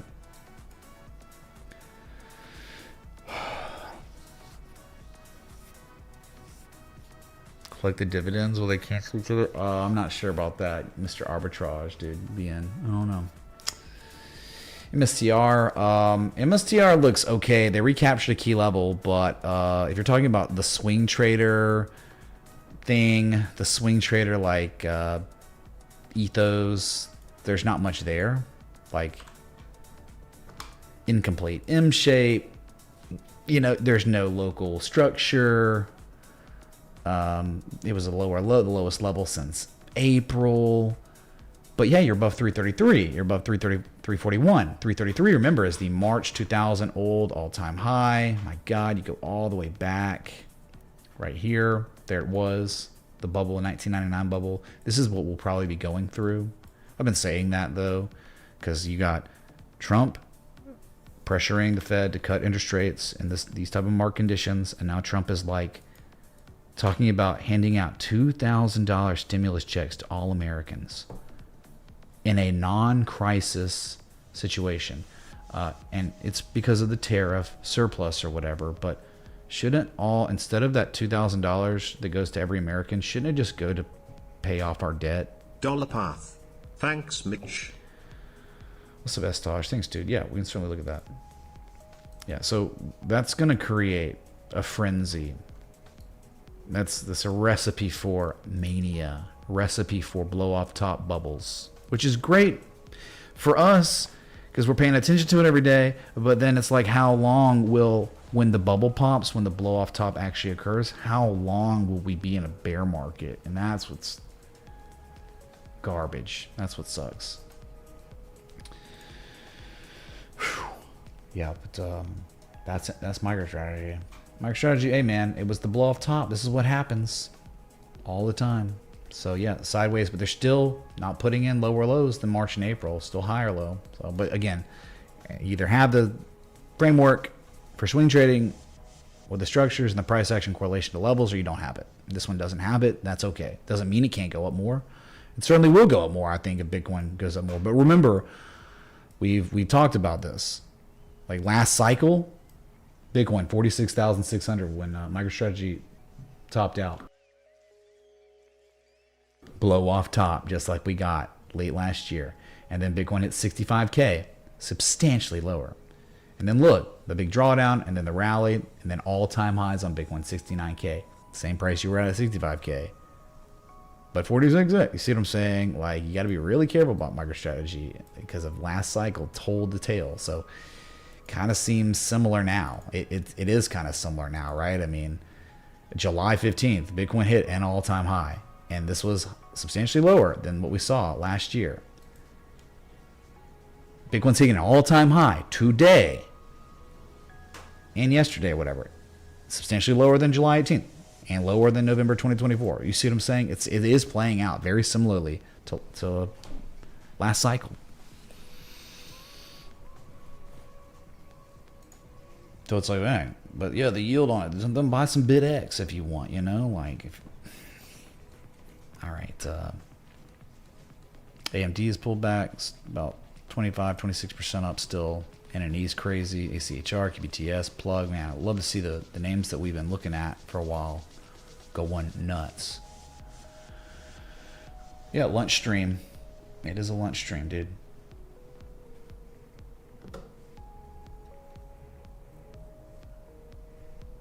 Yeah, the surplus should be paying off debt. Yeah, 2K is not going to do a lot.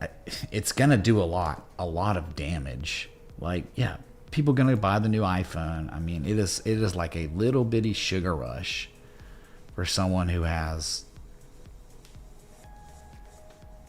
hypertension. Like, what are you doing, man? Shooting adrenaline into somebody that has hypertension and all kinds of health problems. That's pretty much what giving out $2,000 to everyone will do. I mean, I think it will fuel a scam coin bubble. Like all these scam coins will start running. They'll go up 100, 200, 300, 500% plus like we saw last year, but it'll be short-lived. And guess what? Your purchasing power will be the acceleration of deterioration of purchasing power. That will continue. I don't even know. The free markets may be pricing it in. Like they're like, oh yeah, he's talking about giving out stimmy checks. All right, well, let's price that in now.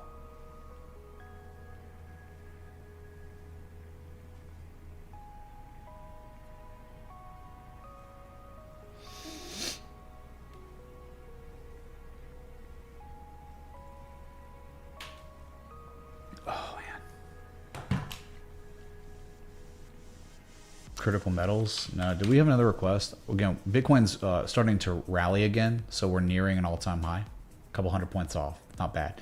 Yeah, we have Path. We got to look at Path. Yeah, not much to look at on critical metals, dude. It's gone. It wasn't set up well. It wasn't like a good trade or anything. It's just, oh, it's up 45% today. Yeah, congrats. You know, metal's gonna metal. Okay, Path though, real quick. 125,717 on Bitcoin. Remember the new all-time high to beat 125,930. We are literally only $200 from a fresh ATH. Okay. Wow, this one was great, man. Down at 1044, but now here you are. Like no one's requesting this or asking about it down here. I was there. They violated it, recaptured, reconfirmed, and they did it twice locally. You gotta love that. There was hidden bullish divergence with the RSI being oversold there too, and a nice run off that. But what do you want now? You're above 1367, a major level. Very big support resistance from 2022. If you hold above this level, given enough time, I think you could probably target for 18.29 and then 21.71, $22 after that. Here we go. Bitcoin is about $100, less than $100 from all-time highs. So we have to go back. This thing's in the basement. Certainly, man. Certainly in the basement. 1044 was optimum. 1367 above that, given enough time, way higher, 18 and 20 plus dollars. All right, chat. Bitcoin about to be going again. And that's why we're here still. Let's get back to it. 125.9. Just close the fucking door. Close the door. Have a good time with your Bitcoin, your crypto, and everything else that you're playing with. Can devs do something? Every day I'm checking price, and it's rising. Check price, good price. I have underinvested by a lot. Chat. All-time highs. All-time frickin' highs. 125.998, 15. We were less than $2 from 126,000 for the first time ever. Did it, man. Freaking did it. What do you want? What do you want? What do you do with the Bitcoin besides it just gather value? Real estate developers in New York City, they're not buying the real estate because they want to live in it. But like most of the people who are buying assets at some point want to sell the assets at a profit. People that use fiat currency as a store of value, we call them poor. We call them poor. People that use fiat currency, we call them poor. We call them poor. We call them poor. We call them poor.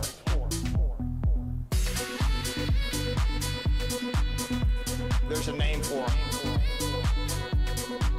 We call them poor. We call them poor. Chad, we did it, man. We did it. $126,000 to the cent. Right? Like, History. the point is, if you have the superior My alert didn't even go asset, off. it's going up forever more. Forever. Right, but I mean, we can all look Bitcoin sort of as Forever more. People that use fiat currency as a store. Just sitting there at all-time highs, man. $5 removed. We call them poor. Break it. That use fiat currency. I mean, we're just right here. Once you break 126, boom, probably 127, because there's nothing here. We call them poor. There's no one selling right now. Like, you're just looking at the price of Bitcoin right now. Just no one selling. It's just sitting there. Good God. We call them poor. We call them poor. Come I on, live man. next to poor. Break it. They lease cars, smoke weed and cigs, and drink on weeknights. Well, you are who you hang around. So, even if you live next to them, they might have an effect on you. So, wow, dude. We hit 126 and 0 cents, and that was literally it. You have so many effing things open right now. I just gotta close them out. God. Like, so many things open that I can't even see if the audio is playing on other tabs. It's like, that's why I've had duplicating audio. All right, here we are, man. 125.998. It's just sitting there. $2 from all-time highs. What are they doing? Just break the effing resistance. And the problem with Bitcoin is every $1,000 now, every $1,000 happens to be resistance. When it shouldn't be like that, but it just is.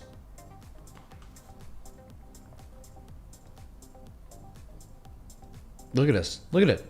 Just paralyzed.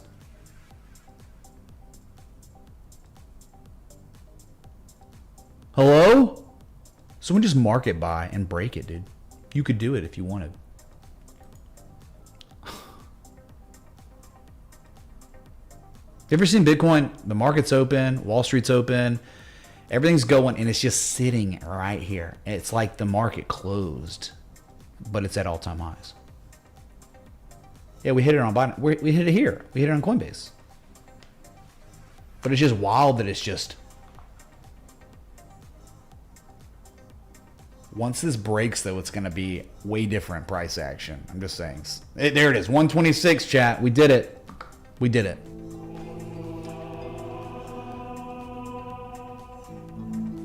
We freaking did it, man. But here we are. Like, there's supply. For some reason, there's... Who's selling, dude? All right. We're over the hump for now. Watching Mitch Ray, hitting all-time highs, in my Tesla in the school pickup line, life is good. Is that a joint? Thank you, Angry Abuelo, for the 420. Yeah, dude. Well, hopefully I'm... bringing... I mean, this should be more entertaining than just sitting there listening to talk radio. It's people talking on talk radio, man, about all kinds of things. Or we're talking about...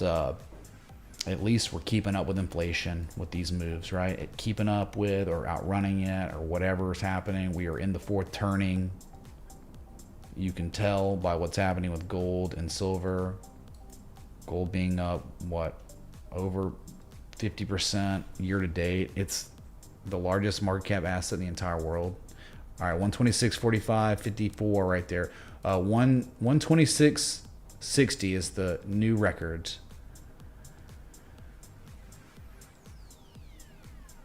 The new record, man. New record, 126.74, 81, 160, 239, chat. New records. We're there. We did it, man.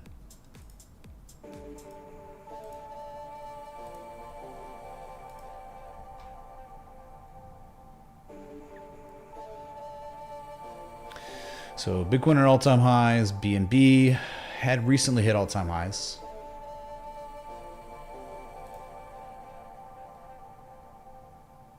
But it's off a little bit. Ethereum up 4.44%, near the highs of day. Near highs of month, 3 weeks.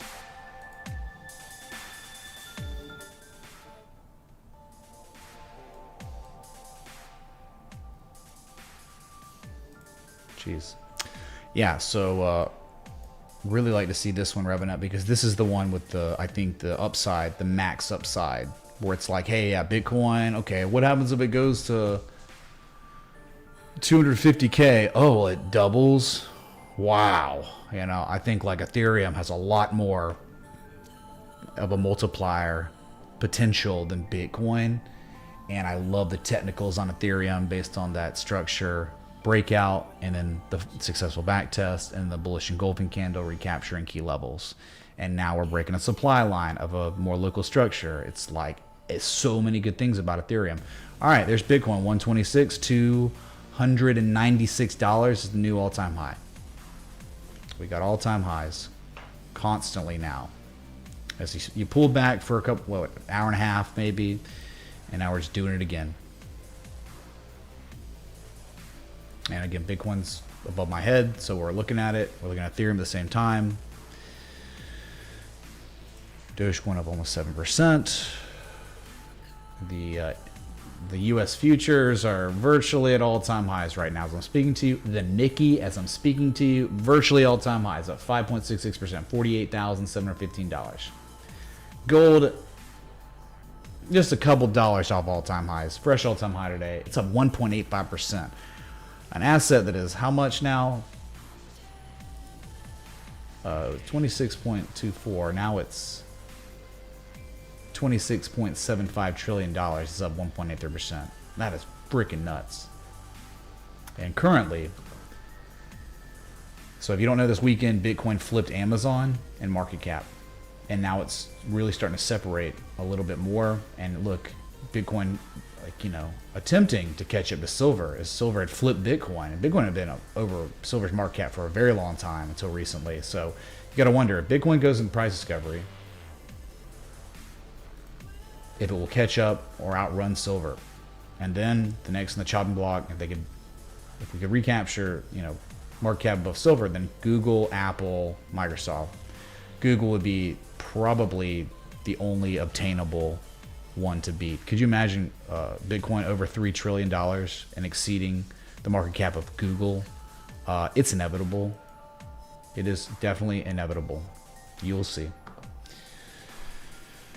So pulling it back off those highs, we are now in power hour, chat. We're in the final 60 minutes of trading before the closing bell. It's time for power hour. So will we see profit taking now? Will day traders pull us back, or will the froth continue that has been going on all day, more or less? And I'm out of coffee. Crap. Out of coffee. Not good.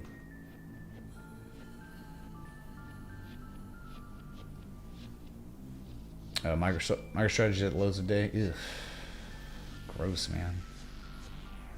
Really gross.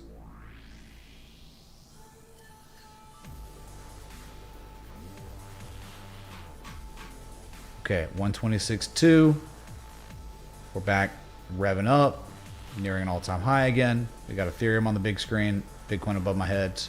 Might as well have the two largest cryptos in the world on screen for this. I mean, I could obviously get the quad screen up, but I'm not sure people are going to care as much about XRP right now. It's up 2.55%.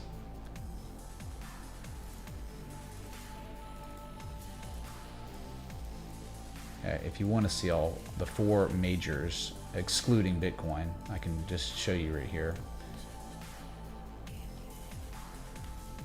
Right here. All right, so top left, Solana, just now hit the highest price since September 22nd, right? It's a little consolidation structure is trying to break out. Ethereum's already broken out. XRP is not broken out, right? Of this little consolidation flag. It's not bad. Confirming a bottom here. Probably nothing to worry about. And then BNB is just kind of flat because it's in its own world, right? So it's just made an all-time high like 5 hours ago. So yeah, Ethereum and Bitcoin, kind of the strongest ones right now of the majors as I'm speaking to you, okay? Because like Ethereum's at highs of day and Bitcoin's just coming off all-time highs by about 200 points. So Don, you want Fartcoin? Oh, you're just kidding. Okay, well, I won't look at Fartcoin then. Whatever, man. Plug shorts are doing. Who was shorting Plug, dude? Like, in what world was that even appropriate, you know? Crazy.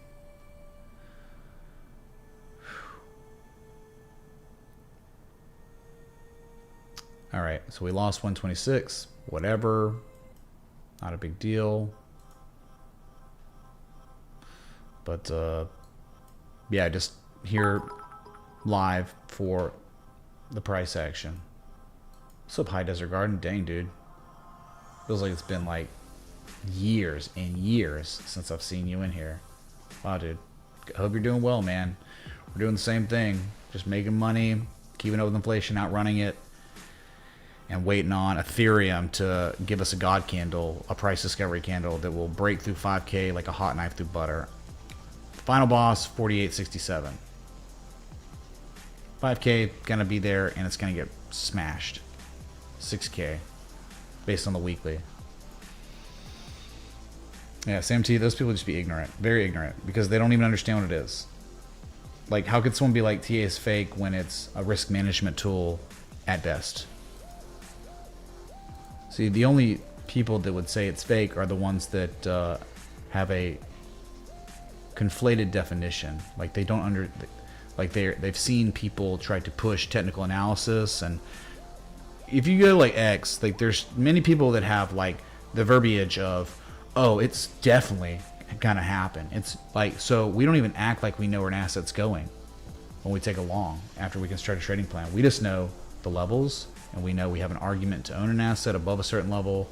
We know we have an edge, an increased probability, a greater than coin flips chance of positive resolution if certain events occur above at those levels, and we know how to protect ourselves with minimal losses And we know how to set up strategic stop losses slightly below those key levels. So that's all it is, man.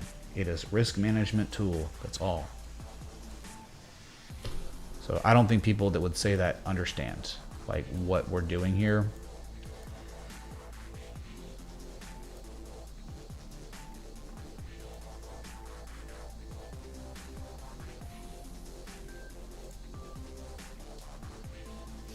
Yeah, we're at all-time highs. Oh, not anymore, dude. Not anymore, we're not. We're off all-time highs by about $300.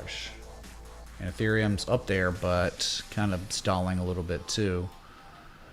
Just got to think when we break this, man, we break this 47.50, it's just going to be a joke. Quick ride to 48.67. It's a big if, though. I know. Like, you know, you're up, you're nearing resistance. Well, there's the candle close. Candle close is like 47.55, 47.52 or something right here from August 13th, and they tested it successfully as a resistance in mid-September, and it did draw down from there, so that's what you're up against. So definitely got a resistance, but we haven't tested it yet. We're close.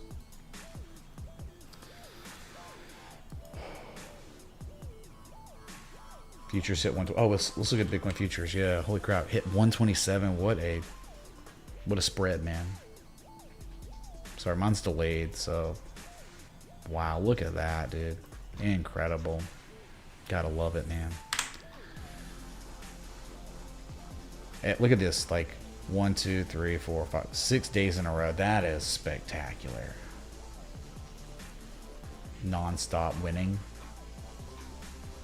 You just gotta really appreciate. You want to talk about technical analysis? That technical analysis is when you watch buyers recapture a level, and then they reconfirm it once, and then locally twice, and it's a slightly higher low too.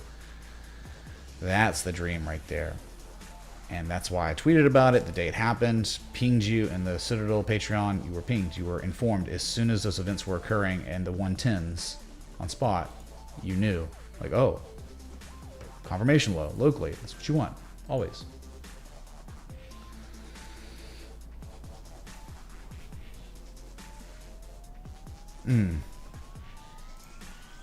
Yeah, Tesla keep going. Is it still going, man? Yep, up 5.2%. You will not be able to stop Tesla, man. Sorry. Tesla at highs of day. The new sell-off was a joke. Bamboozling. See at 48. Someone was asking last week, will Tesla or Bitcoin see all-time highs first? Well, it looks like you got your answer. It was definitely Bitcoin. Yeah, I don't know what's going on with Apple. It can't get it together. I mean, it's just still like upsloping flag. Crazy. Look at this. It's so controlled. Like, what are they doing? How does this resolve? Do they resolve it fill in the gap below us? Which I don't know if they can because that volume signature is so high. Or if it's just going to hold and just like eventually a news-driven catalyst is going to come out. Like Tim Cook has renounced his Auburn allegiance. He now loves Alabama football. It goes up, you know, it's just going to gap up to 270 plus. If y'all don't know, Tim Cook, CEO of Apple, is an Auburn University graduate, alumnus. So yeah, that would definitely do it if you renounced Auburn and their football team, because they're about to get wrecked, dude. They've already been wrecked this year. And there is no hope for Auburn football. Their recruiting's terrible. They're getting out-recruited by G5 teams. If you are hopeful as an Auburn alumni fan, you're kind of delusional, okay? Just being real, being candid. Meta, it was disappointing. Wow. I mean, my God, today they took it as low as... I mean, that was the lowest price seen on Meta since June 23rd. Disgusting. But they've recovered it. It's up a little bit off the lows. But dang, man. Disappointing. No edge. Lots of negative momentum in the bearish control zone. Jeez. Yeah, that's stop loss triggered on September 30th, and haven't looked at it really since, because that's the threshold. You want, if you're above that, you're in good shape for price discovery. Below that, there could be a lot of downside, and there has been. Nvidia down 1% today. It's okay. They're trying to hold the breakout, right? They're trying to hold the rectangle breakout.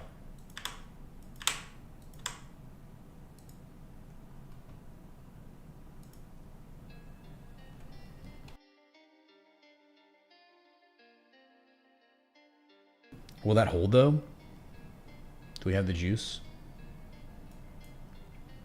Yeah, we saw an all-time high on Thursday at 191 and then never again. So even if it lost it, as long as they make a higher low than 173, I think you're good. I think you're good. Eventually 193, 194, and then $200. I think $200 is a great viable psychological level.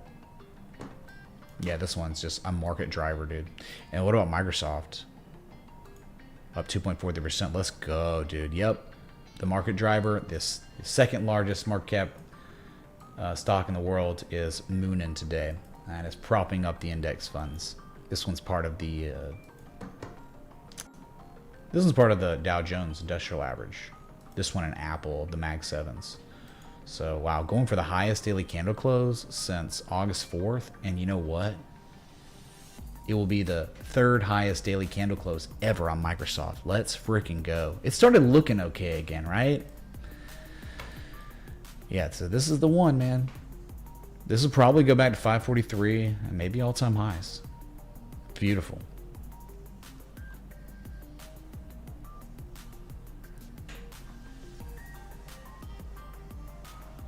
Oh, Triple D went positive. Oh, nice.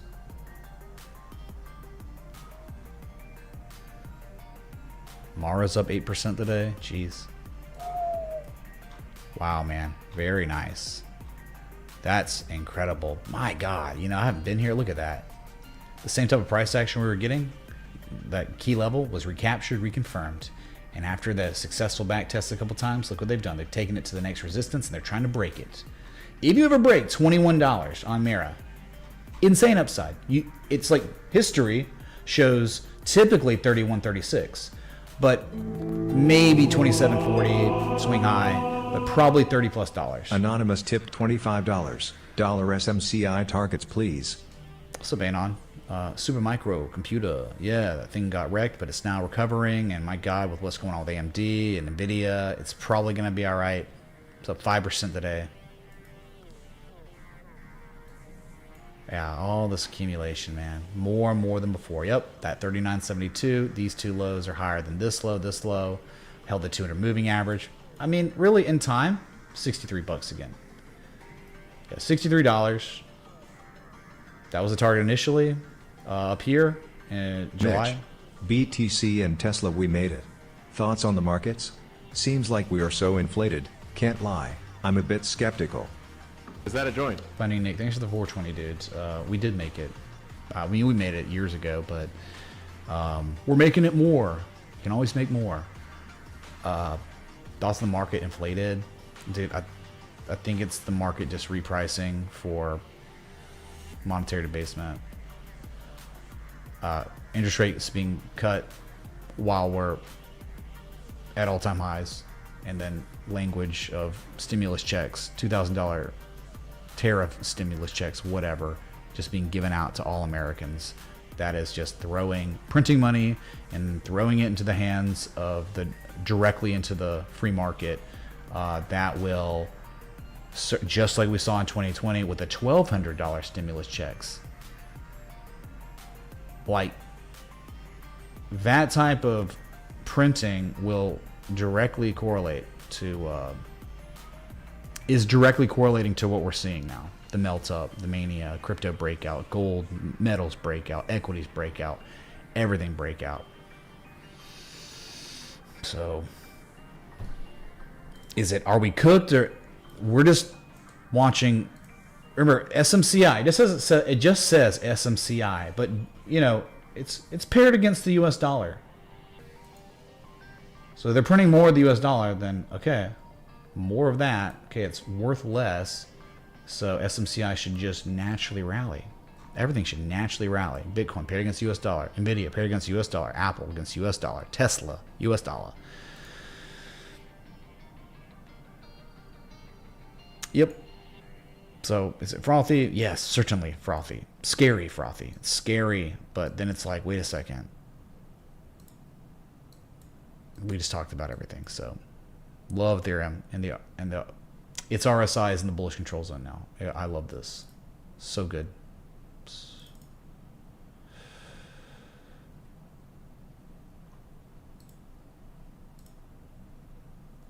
Okay, so Bitcoin's well off its highs now. That was fun. So Power Hour, looks like Power Hour's got some profit taking going on. And I bet you, like, could very well, you see it where it's good during Power Hour or good during while Wall Street's open, and then like it lulls out until the last 60 minutes of the day for crypto, which is at 7 p.m. Eastern to 8 p.m. That's there's 2 power hours. We're in 1 power hour, the last 60 minutes for equities, and then power hour for crypto, which is later. And we might pull back and go sideways, and then when that comes around, boom, we're going. So Doge going down. I don't know about that, man. What the heck? Music's like not working now? Oh, I know. Good. Yeah, still a very strong market. Let's look at total, because we never even asked Jonathan this whole stream how he's doing. Jonathan, what do you think about the markets? I like turtles. Jonathan likes totals. Goes without saying, all-time highs. So good. Never before in the history of this market have we seen $4.25 trillion. And it's just so phenomenal. The old resistance has flipped to support confirmed. Pretty much triple bottom. Reflections and Echo Super Chatted $33.69. Good sir. Thank you for your efforts all these years. Much appreciated. Please could we look at Novonix, NVX on the ASX? Certainly. Thank you, Reflections and Echoes, for the 25 pounds sweat on Animate. Thank you, dude. Yeah. Australian Stock Exchange, NVX. Why not? I don't know if we had another request. Let me check. I had a lot of stuff going on. We looked at SMCI. You know the next target's that 63 or whatever. That was, yeah, so that's the next request anyway. So, okay, we'll look at it. NVX, ASX, Novonix, Novonix, whatever. Ooh. Well, we got a basement dweller, don't we? Pretty good down here at 34 cents. I started painting a picture. Yeah, I like the structure. Like the 1, 2, 3. But my God, it's up 24%. Why not request this like a week ago? Why not request it because you saw the structure and from scanning and you're like, hey man, this looks pretty interesting. I was like, I'd have been like, dang man, it does look pretty cool. Locally, even though terrible trend, right? You're just getting exhaustion. Sellers just tired, man. I'm tired, boss. Right? Like you just got supply line there.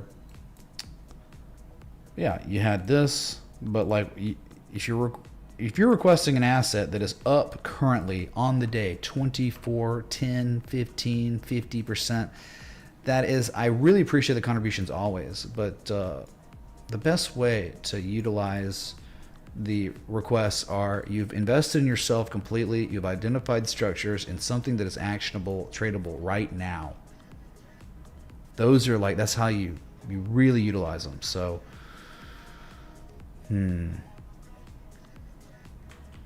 like a resistance right there. They're breaking a resistance, that's for sure. So that's a breakout. I mean, my God, that's very, very real. Support, support. Resistance, resistance. Okay, I'll plot a little gray zone there too, so we can see it. But dang, dude, 24%. Well, yeah, of course. But now, what am I supposed to do if I'm like flush with cash and I want to own this? It's hard to be like, I want to go long on some. What, it goes down 15% tomorrow.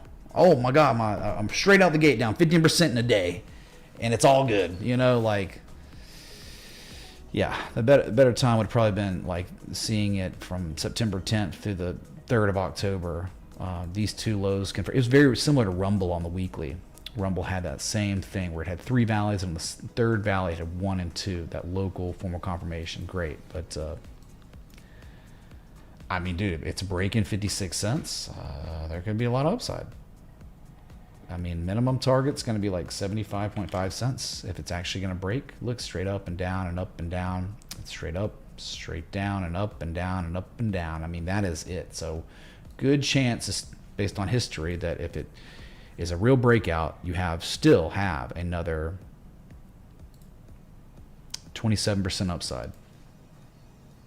Extremely high volume today. I mean, that is the highest volume signature we've seen since September 2020. So over 5 years, over 5-year highs on volume. Nice accumulation structure and nice recapturing of key levels, breakout kind of. So let's see how it is. But again, 24%. Kind of leaves me with no ability to take action because that's crazy. No, Jeff, we did not look at those. Those were not really of any sort of priority, or even we weren't even thinking about those.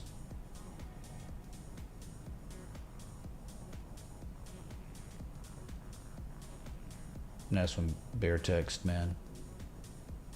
Freaking, yeah, dude, it was Sauron, man. No, all the gold was in Erebor. And Smaug has it. When Smaug died, hyperinflation occurred, right? Or something. Like, the value of gold plunged to record lows when Smaug died. Or something. Ethereum's still hanging in there, but off its highs, because Bitcoin's off its highs. But man, it's holding up there better than Bitcoin a little bit. 4.2% up on the day. Is that a joint? But I'd figure, man, like, if you can just break this last level, there should be a pretty quick upside to, I mean, another like 3.3% upside to go test it. Remember, that's the old 2021. It's crazy to think about. If you bought the top of the mania in November 2021, you were still flat or down, you know? Take some talent to do that. What's up, Daniel? Thank you, dude. 126. Yeah, we did it, but we're off, right? The all-time high, 126.296, and we're at 125.545. So we're down, what, 800 points. Oh,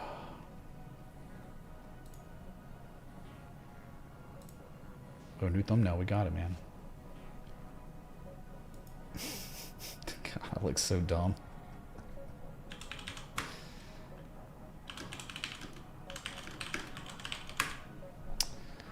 I kind of look weird in it. You want to see the thumbnail?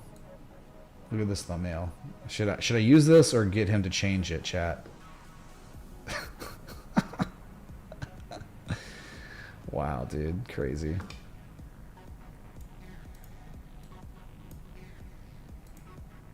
I'd be going against my better judgment if I used it, so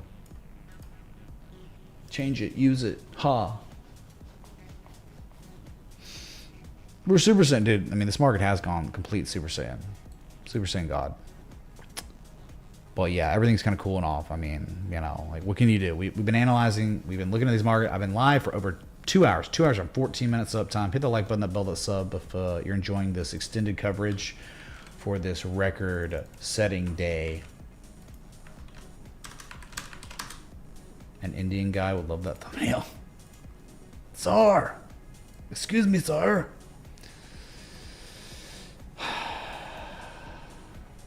Yeah, so this is patreon.com/MitchRayTA. If you want to support this 100% crowdsourced community and stream and my team, get access to trade setups, education, premium Discord chat, and access to my chart updates that are daily. You join the Patreon or the Citadel, which is in the Discord. You can join it too. Same exact thing.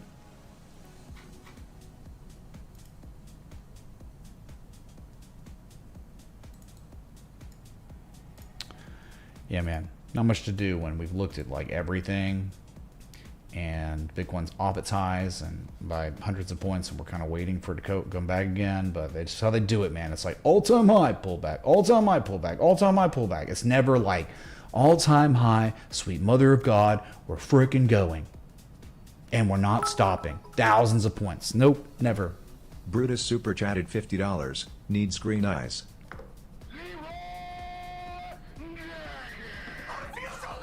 Super Saiyans don't have green eyes, bro.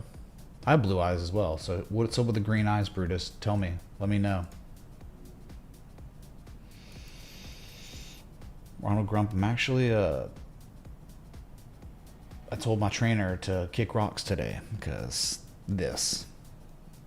of my stream. Because streaming and all that, I got a massage appointment later.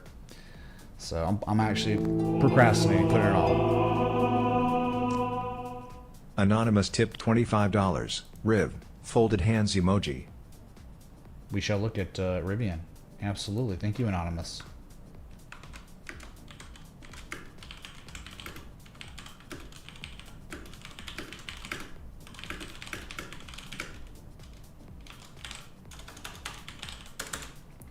Hold on one sec. Just throwing a couple updates up.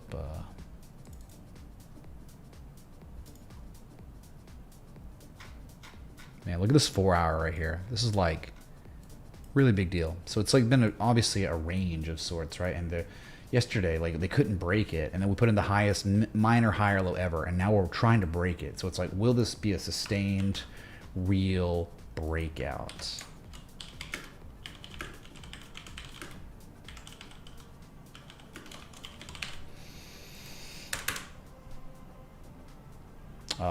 Rivian. What did Brutus say about the green eyes, blue eyes? Let me know, dude. Oh, ACHR chat, sweet mother of God. Oh my God, dude. Up at highs of day, at highest level seen since May 16th. G-Dog, you seeing this, bro? Did you check your portfolios if you're an ACHR? Wild. Highest volume seen on ACHR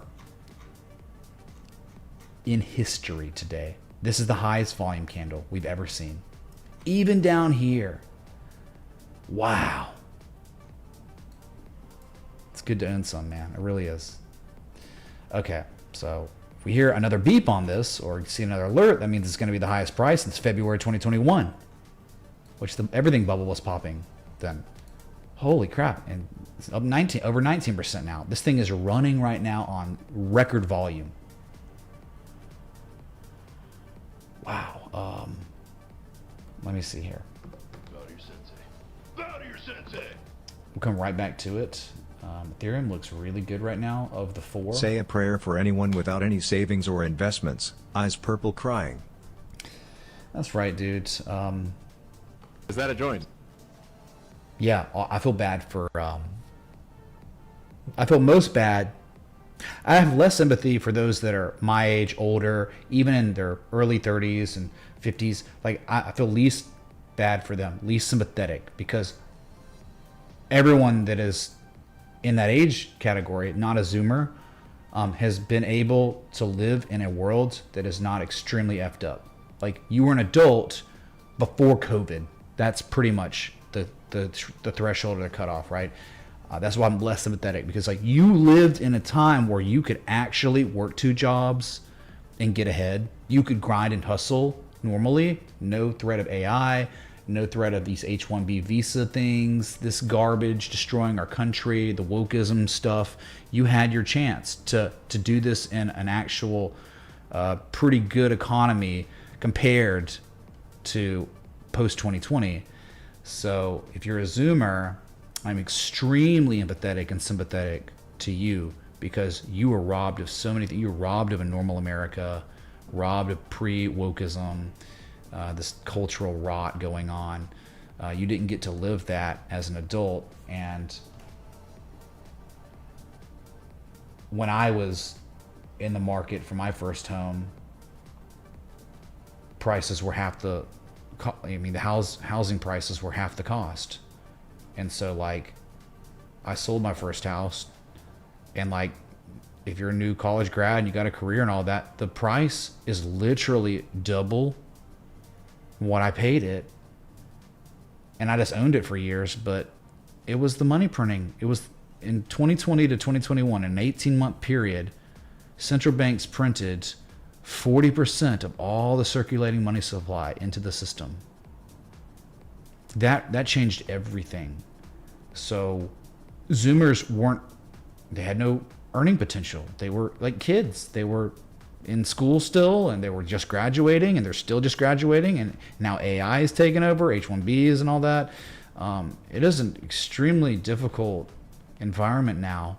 So if you didn't have it, if you don't have the capital to participate in these markets, I feel really bad, but more bad for those that couldn't help it, which are the younger folk, okay, watching, or any younger people. So that was for, just anonymous tip that, saying, say a prayer. So I'm just kind of, yeah. All right.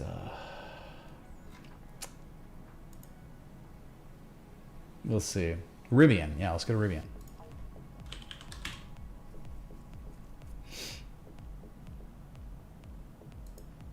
It's global, James. Global. Rivian. Poor Rivian, man. I know. Yep. Composite man's got everyone by the cojones here. Okay, it's still sitting at that 200 moving average. Might even sell off more. Might even go down to 12. They might take it to the extreme of your mental capacity. They might, man. But they might not. And you just never know with a setup like this. You just don't know what day it will come around where Rivian partners with Nvidia, partners with Tesla, gets bought out by who knows what the composite operator has schemed to catalyze this whole structure's resolution. Just like LAC. Remember ACHR? What was it? Oh yeah, look, Kathy Woods bought, and then Tesla, then Elon said something positive about ACHR. That catalyzed huge moves on ACHR. LAC, the government buying 10% equity. There's Baba. Baba was the money printer turned on randomly. Communist China's just like, yes, we are turning on the money printer. Like, what is it, like a $500 billion of stimulus? That was a catalyst. That started it. So there's just always typically something that comes along that gets this thing going. So patience, DCA, you don't have to be crazy. You don't have to have an insane position down here, but it is a buying zone, despite what it's doing right now. And it could fail. But yeah, that's all we can do. Anonymous, thanks for the 25, man. We're looking at it, and between 1180 and where we are right now, it's a dollar cost average buying zone. Just is. Even if it's gonna fail.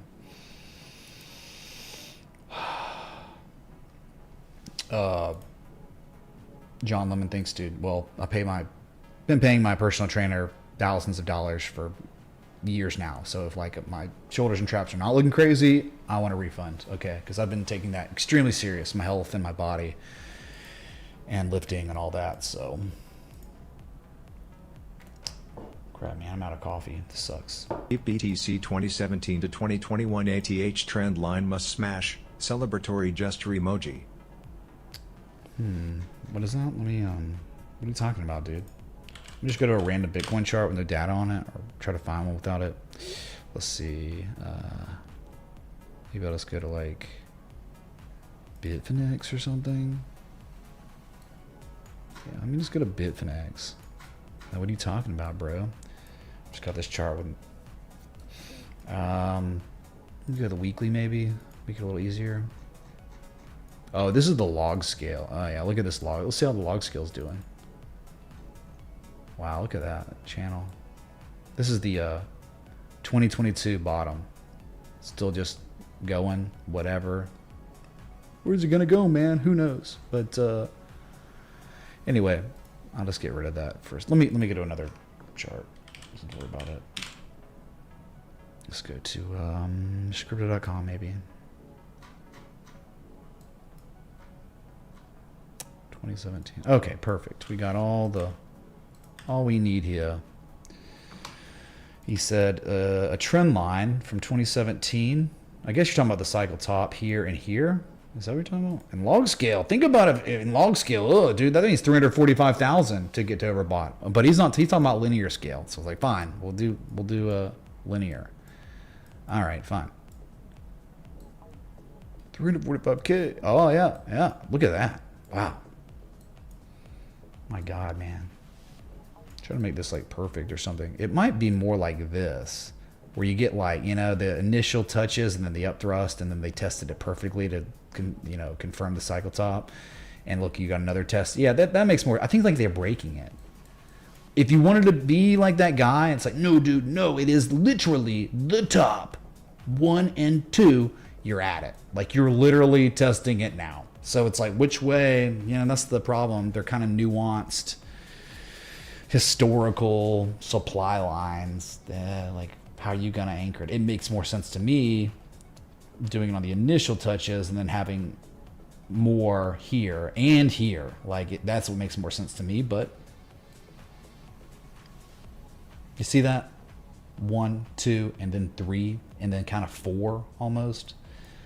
So it's almost like we've already broken out, right? So it's hard to, you can't really trust this due to that. And then if we did log scale, $345,000 to hit that same supply line. So we'll get. All right, let's see Ethereum here. Ethereum near the highs of the day, up 4.4%. Super strong, man. Outperforming the living crap out of Bitcoin today. Ethereum paired against Bitcoin was that mega cut with handle, man. Cut with handle on the daily. Cut with handle, man. Look at it. It's there. It just is. Up 2.63% today. So if this ever plays out, my God, could you imagine Ethereum?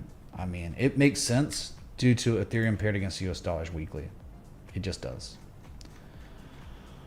Like Ethereum's weekly is the most promising thing to me in crypto of the majors. It has been since that back test and the engulfing candle, and now we're running. Like you would think with 6 days and 5 hours to go, this sustains easy 48.67, easy all-time high test again this week if this just keeps running. But it's like a weekly bull pull bull flag. We already did the measure move yesterday's stream. I can't remember, and I was like being really conservative with it too, like extremely conservative. The measure move was like $6,350. Yep. Hear what I just said? $6,350. Bull pull bull flag measure move. I believe it. No Hay Song. We played the Hay Song.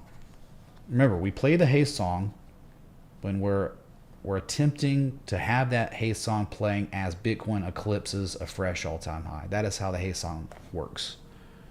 It fails sometimes. Failed this stream, but also we had a successful Hay Song too.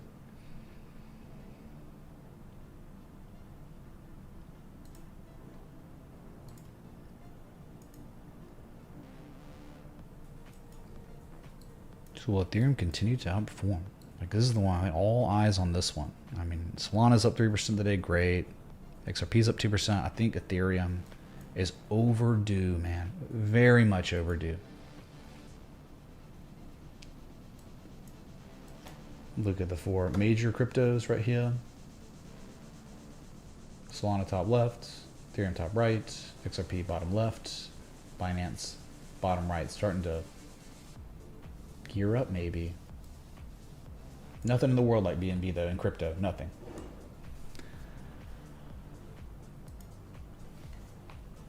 Ethereum gonna rip up. Well, it's probable, but nothing's certain, right? So we always want to be careful how we word things. But I think very high probability due to that 500-day plus large consolidation structure broken, man. So good. Gold is like up 2%, 1.96%, near highs of day. Which high of day would be all-time highs? Ridiculous, man. For Ethereum, 786 rejections, he says.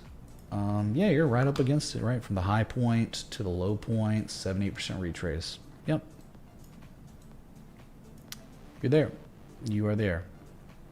But it's more so like overhead resistance. I mean, at least from September. That's what they're testing too. So they have confluence with a resistance and a fib node. Sure. But it's more so about look to your right above my head, like Bitcoin. Like if Bitcoin's at all-time highs or closer, it's about 800 points off its all-time high. If that thing starts moving up at all, like Ethereum's gonna probably have no problem breaching that 786.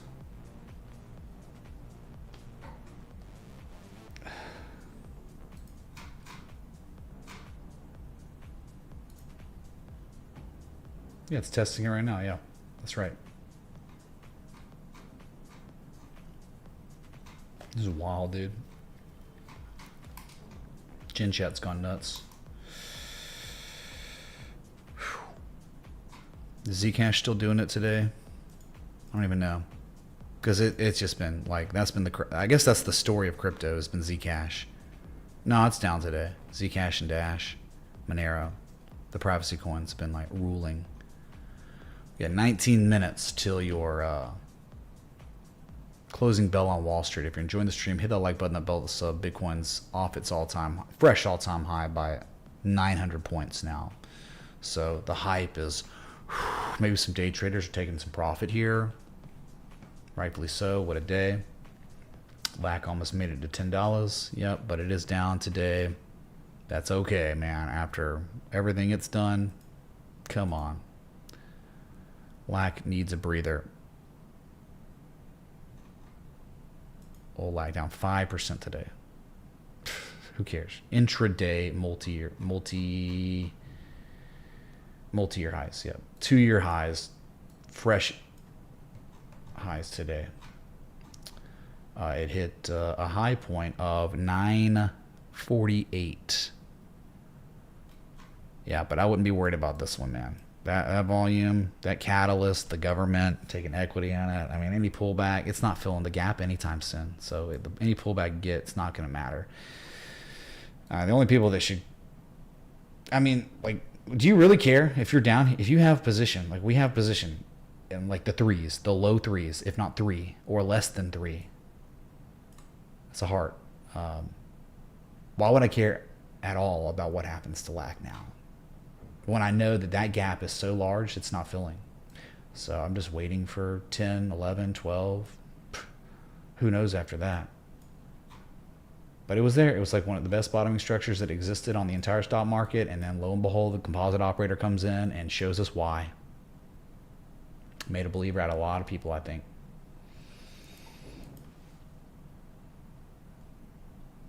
Do I think Ethereum is going to drop today again? What would you consider dropping? Because it's dropping off its highs right now. Marginally. Because Bitcoin's dropping off its highs right now. With 16 minutes to go to the closing bell. It's just like day traders probably taking some profit here. Yeah, you just lost 4,700. You're right at it. Whatever. Up against a resistance. A 78% retrace from the previous side of low. Sure. But eventually, I'm thinking 6,000 plus on Ethereum. If the bullish consolidation, breakout, back test catches follow through, because you had the breakout, then you had the back test. Now the last thing that we need is follow through, which confirms it all. What's up, Rachel? Bruh, Rachel, my friend zoned. What? Don't do it to me. Oh, music stop. All right, we are officially off the highs on Bitcoin by, yeah, $900. Which is what, like, what is that now? What is $1,000 now for Bitcoin? Jeez, it's like 0.69%. Great. Let's go to the futures real quick. Just check it out. We got 15 minutes. Well, an hour, 15 minutes. Futures goes 1 hour past the closing bell on Wall Street. So it looks like almost imminent that you're pretty much imminent that you're going to be making a record close on the index of all indices. This one's going to be history.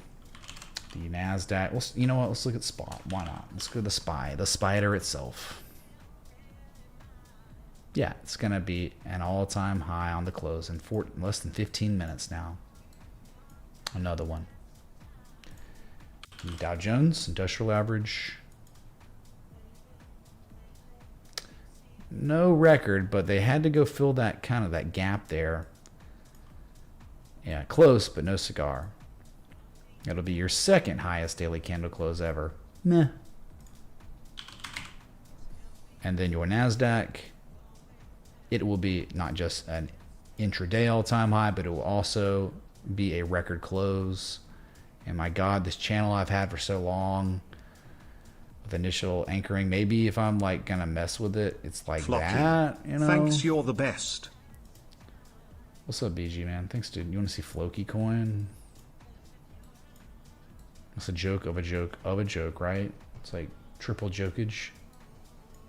It's like Doge was the joke, and then Shiba was the fork of the joke, and then Floki was the joke of Shiba, and then Bonk was the joke of Floki or something, right? And it just goes on and on and on. And then there's like Dog Bone. What are the other ones? Dog with Hat coin. It's stupid. So I've just adjusted a little bit to contain all the candles, and it's maybe like that. It's stupid though. It's crazy. 22,949. So I guess 23K. The next psychological level would be it, unless we. Oh, we were close. We were like a little over 106 points from 23K, and then the IWM, Russ 2000 ETF, whatever. A record intraday price, and it will be a record close. Never before in the history of the market have we seen a $246.80 close or around there. It's going to be happening. So that means 3 of the 4 index funds will be making record closes today. The NASDAQ and the Russ 2000 have intraday all-time highs and will have record closes. So Dog with Hat, man. It's the future, dude. Yeah, dude. Totally the future. Arhamsa, rarely. Rarely, man. We have a request. We got 12 minutes, dude. Oh, God. AMC's getting murked today. It sucks, right? It's down lows of day, down 4.57%. Yeah, very disappointing. But still, in the grand scheme of things, you're technically okay above 280. Technically. Just, wow. Nasty reaction there. What about GameStop, though? GameStop was a setup. It was really good, but it's probably down. Oof. Can we look at MTPLF, please? Appreciate it. What's up, Jeff, dude? Yeah, look at MetaPlanet. It's the Japanese MicroStrategy with like the Twitter bro as one of the guys. The Twitter bro? Yep. Yeah, they hit 27 and they're just pulling back. Yikes, these meme stocks are not doing well today. Kind of rolling over as I'm speaking to you. Yikes. Okay. Let's see here. Floki coin, my God.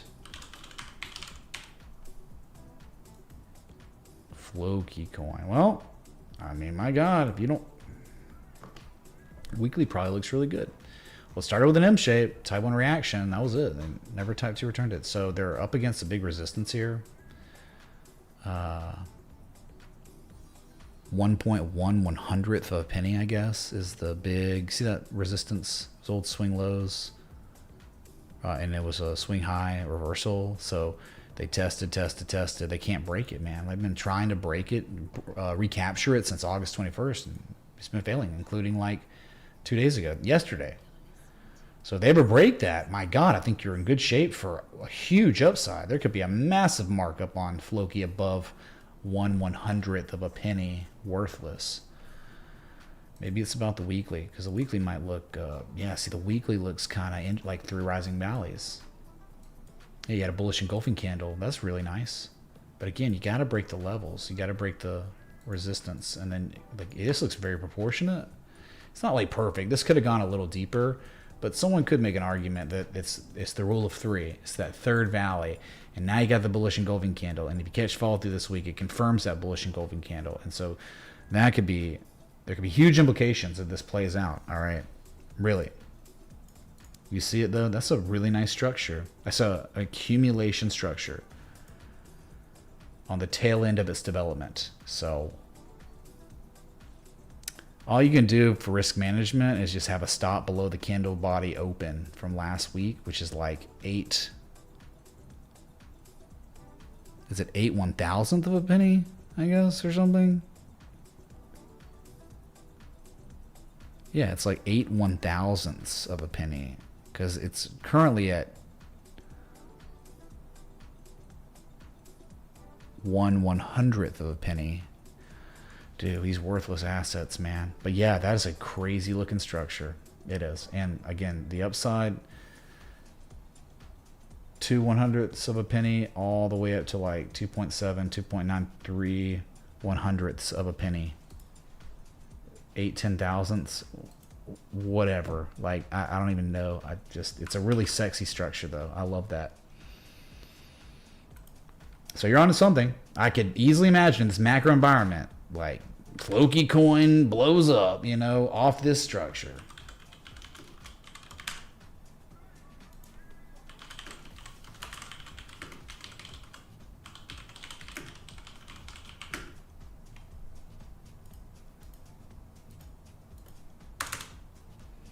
Well, the peoples know. All right, Bitcoin 125.4, well off its highs. That's okay.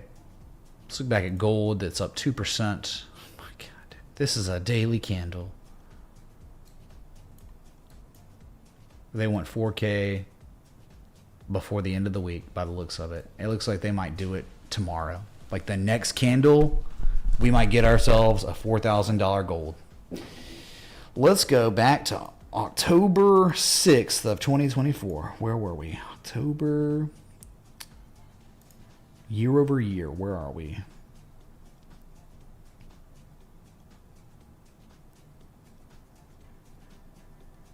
October 6th. Okay, let's do October 7th because it must have been a weekend. All right, so year over year, gold is up 50%. Remember, the largest market cap asset in the entire world is up 50% in a year.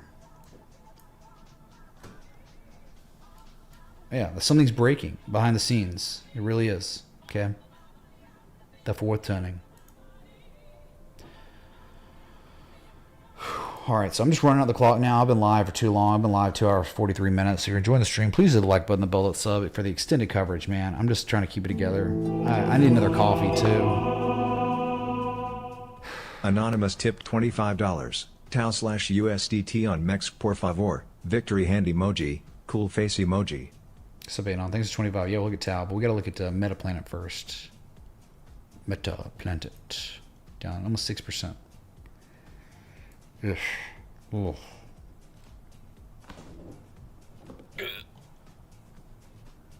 No thanks. I'm good.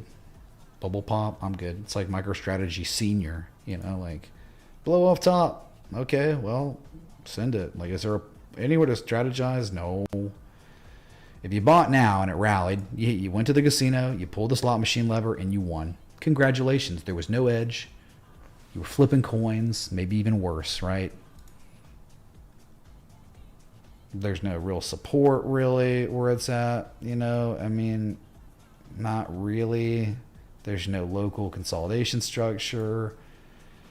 It's just been getting routed because the bubble popped, and I mean, maybe an 886, but still, like, not even 886 is 329. Just wait, I guess. I would probably prefer it at 269. Something deeper, and I'd like a structure. I don't have a structure. Like here, we were here. We identified it. It was literally here. We got in on some of this. The confirmation low at key levels and started rallying. It's like, dude, that's like double bottom. But now down here, there's nothing here. So anyway, there's just nothing to look at. And it's just like, great. Below support in between two major levels, and That's it. Sorry, Jeff K. Sorry, man. It's just nothing a swing trader could really do to... There's no edge. And there's certainly no edge at a key level. You got to have both. You have neither. Sorry. Thank you, though.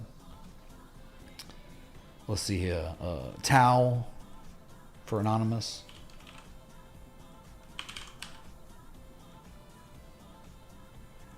We're from Tau Anonymous. Oh, yeah? What are your names? Well, we're anonymous. You know what I'm talking about? Great show. I bet you don't know what I'm talking about.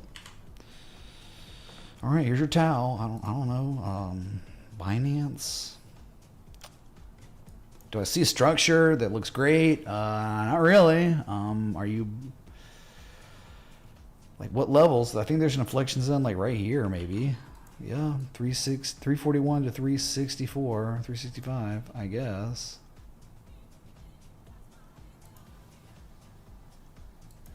Well, that's the case. We need positive price action.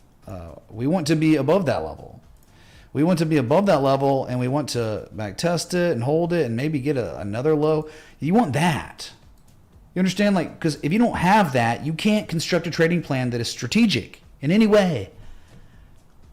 You have to have these things. Momentum shifts, the higher lows come in. It's like very real accumulation, more than before. They're correlating to the old levels positively, like all that. You don't have that. But if you got that, I would definitely be down to take a long. I don't see it yet. You just made like lowest daily candle close since April, like a couple weeks ago. But yeah, dude, it's up 11.67% because it's a scam coin. Scam coins do that sometimes, but does it have the framework to manage risk optimally? It doesn't. Even if it kept going higher. All right. Oh, that's not Megs. Oh, of course. On Megs. Gosh, dang it, man. Like, it's probably not going to be any different. It's terrible. It's still bad. Like, nothing changes. Look, I have data on this one. And you're certainly below key levels on this. There's maybe a little bit more data, if that. But look at the zone. You're trading below the zone. You need to be above the zone, not below. You see it, the swing highs, straight down, straight up, straight down, up, down, up, down, up, down, up, down, up. Okay, well, you're below the level where if you stay below it, give enough time, it'll go straight down. So I'm just like, I think there are better assets. Easier to manage risk. You have a greater chance than 50% of up. And like whatever, so nothing changes. The analysis has not changed just because of exchange difference. So sorry, man. Like you can't force. This is why it's like really important. You invest in yourself, and you learn the things that are taught here. That I instill in you every single day for almost 8 years. You apply yourself. You invest in yourself. You know exactly what to look for, and then you request the asset that has the holy grail, everything we look for. My God, Ethereum is at highs of day, chat, and Bitcoin's off its highs. Something's going on with Ethereum. Up 4.84%. Let's freaking go to $4,733. Pump this S. This is the one, man. I know Bitcoin Brides Discovery. Dude, this is the one that has it all on the weekly. It has a better argument than Bitcoin on the weekly. If you care about technical analysis and patterns, this is the one. Bitcoin dominance dropping. Good. Very good, man. Oh, look on the 8s. You're right. We have 35 seconds till the closing bell on Wall Street. Let's freaking go, dude. That's why I'm here. I'm like 3-hour live stream. Trying to keep it together for you for the close.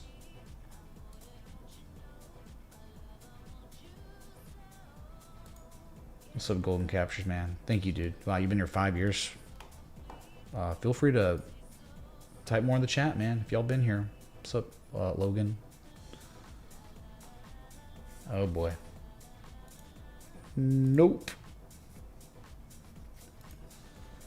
3, 2, 1. All-time highs, chat. S&P 500, the NASDAQ, the Russell 2000. Ding, ding, ding. Just look at it real quick so you can see the candles cemented in time, history. Just the close, not, it was higher on Friday, intraday, all-time high still, so, but a record close. And then the NASDAQ, so you can see it,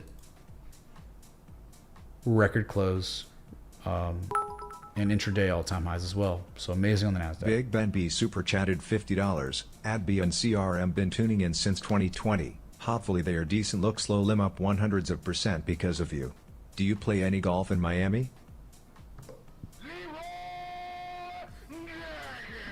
Please clap. Big Ben, thanks so much for the $50 super chat. Yeah, we can look at those. I don't think that neither of those were particularly great when I looked at them more recently. And by the way, chat, sorry, we have to do one more Jesus chime. Why? Because Bitcoin just put in the highest 4-hour candle close in human history. Amazing. Do I play golf in Miami? No, I would. I like going to Topgolf, but yeah, just like when I started doing this YouTube stuff, I stopped playing golf. But yeah, I know how to swing the clubs and stuff, but yeah, I haven't played golf down here outside of Topgolf, but I would, totally would. All right, so and then we look at the IWM real quick, the rest 2000. I'm thinking about getting new clubs anyway, like some crazy Mizunos, like psycho good, like the top of the line. If we have any golf pros in here, let me know. Like what kind? I'm a lefty. What kind of like clubs are like the sickest, most insane clubs, right? Like the Rolex of clubs, you know. There it is, man. Record close, IWM. Dow Jones did not see a record close nor a record intraday all-time high. So, yeah, we'll just forget about it, man. Ethereum, that was the highest 4-hour candle close since September 13th. So, 3-week high is not bad.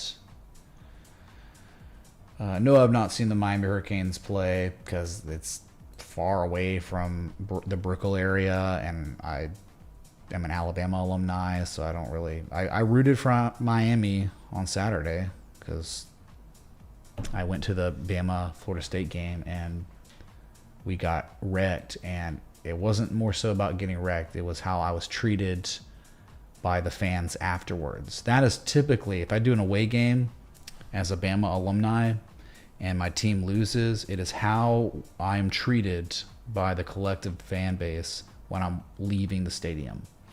And that was probably the worst I've been treated since like leaving a Tennessee game, Alabama-Tennessee game, which, yeah, F Tennessee. We're playing them in a couple weeks too. It's like on my birthday weekend. So Aggies were extremely classy. They were the classiest I've ever dealt with.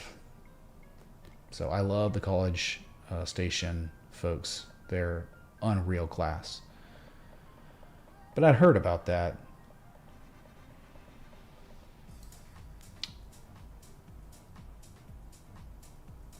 It's all about that, yeah. Renato, your boys played D1 golf. You didn't? LSU's the worst. Not exactly. LSU, they were really nice. See, they're different for Alabama because Saban, and like they're very resentful because they're like, that could have been our dynasty. So yeah, they hate us especially. But also Tony, shout out female Bitcoin lovers, been here since 2019. Let's go. They're out there. Now you are in the very slim minority. Most women do not give two craps about crypto or money or retirement or anything like that. But the ones that do are exceptional women. So Yeah, Penn State, I feel very bad for their program, but at the same time, I think it's just the Sandusky curse. That's what I call it. Yeah.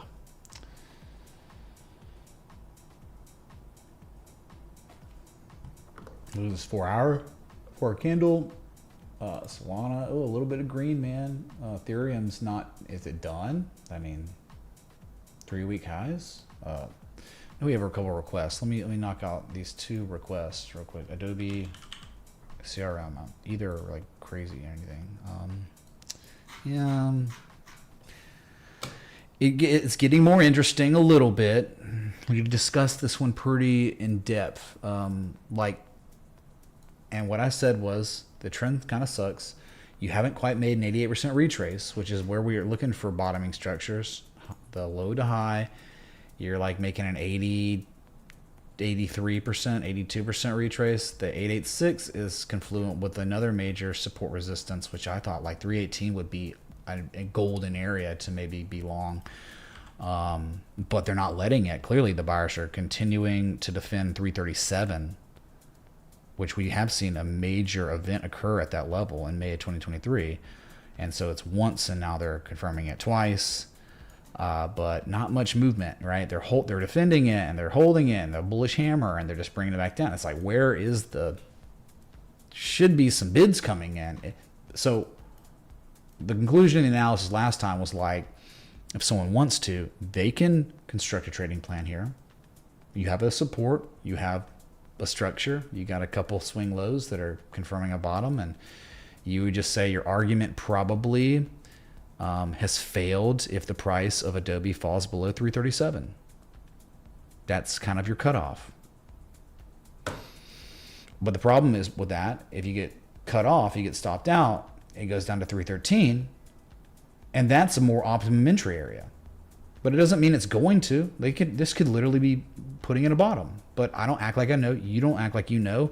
We just know there's a level here where there's an entry that could be placed and a strategic stop loss that's pretty tight because you're not too far away from that inflection point.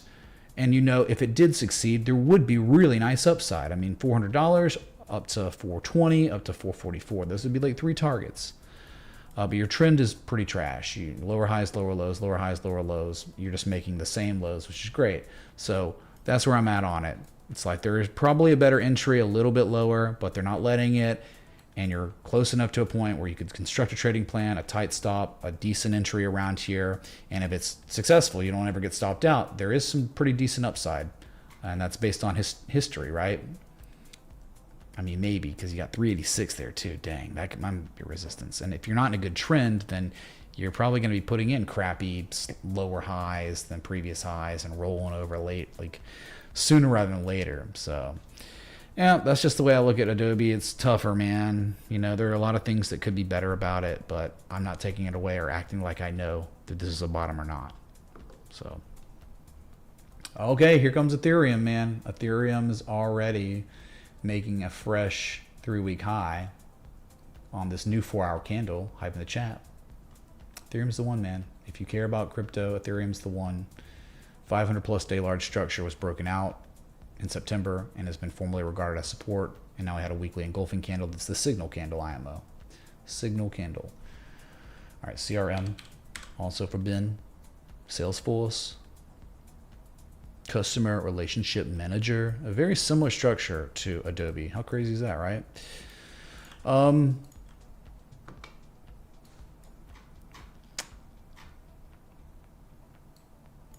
What are they trying to hold here? You know, like what is that? Like what is this level? It's like a minor high. It's like this swing high from 2021, swing high from 2023. Oh, they flipped it and they actually regard it as support. So it's like almost the exact same situation as Adobe, where there is certainly some sort of level that is being defended by the buyers once and now twice. Trend's not great lately, but again, with no expectations, somebody, if they wanted to, they could enter now and they can have a stop loss just below that swing low of 233.50. That's where you'd cut it off real real quick. You wouldn't want to own it because you're probably going to like $205 if that level breaks, but they're not letting it break. And so it's like maybe there's something to that. No expectations. Like I definitely could see this getting stopped out quick, but if they're really doing the thing that it looks like they're doing, if it holds, your upside's decent. I mean, at least probably 270 you'd be targeting for, 270 and 284. That's it. It's been pretty bad, man. Like lately, yeah, been pretty bad. Below the 200 moving average, probably below all the moving averages. Yeah, you're below the 50. You're just trying to break the 20. The moving average is bad. Like typically, you want the moving average to look like this. You want to be above the 200. You want that 50 and the 20 to be trading above the 200. The 20 to be above the 50, and then you want the price of the asset to be above all of them. But you know,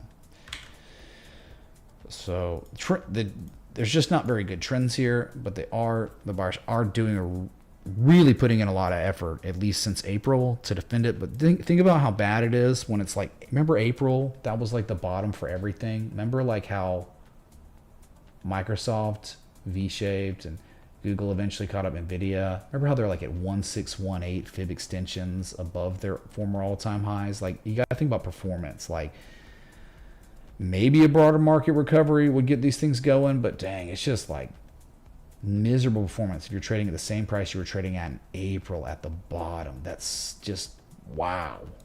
Like what's wrong with the asset if it's doing that, you know? Okay. You want Tau now on KuCoin. Anonymous tipped $25. Please take a look at Tau/USDT on KuCoin. Well, he wanted MEX. Now he wants KuCoin. All right, I guess we can just go to it. Whatever. Thanks, dude, for the 25 again, man. All right, KuCoin. Bit sensor. Same thing. Where, you know, here's the bottom. Here's the absolute optimum entry zone if you could ever get it. And then here is another, like, it's the same thing, dude. Like, see the resistance reversal. If you're below it, it's hard to sign off. If you're above it and you're correlating positively to that 367 level, I'm all for it. But you're not, unfortunately. So it's like,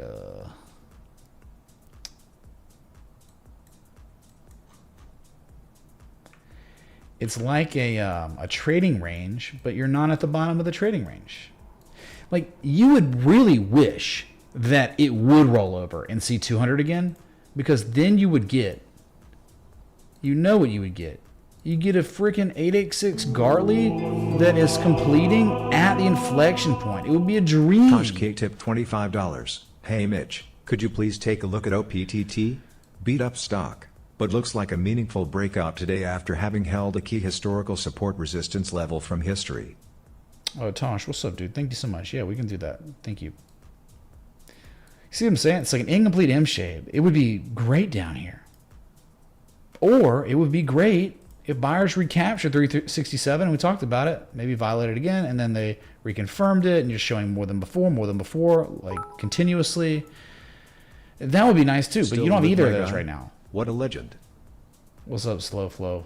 Yeah, people are keeping me working, all right? Oops.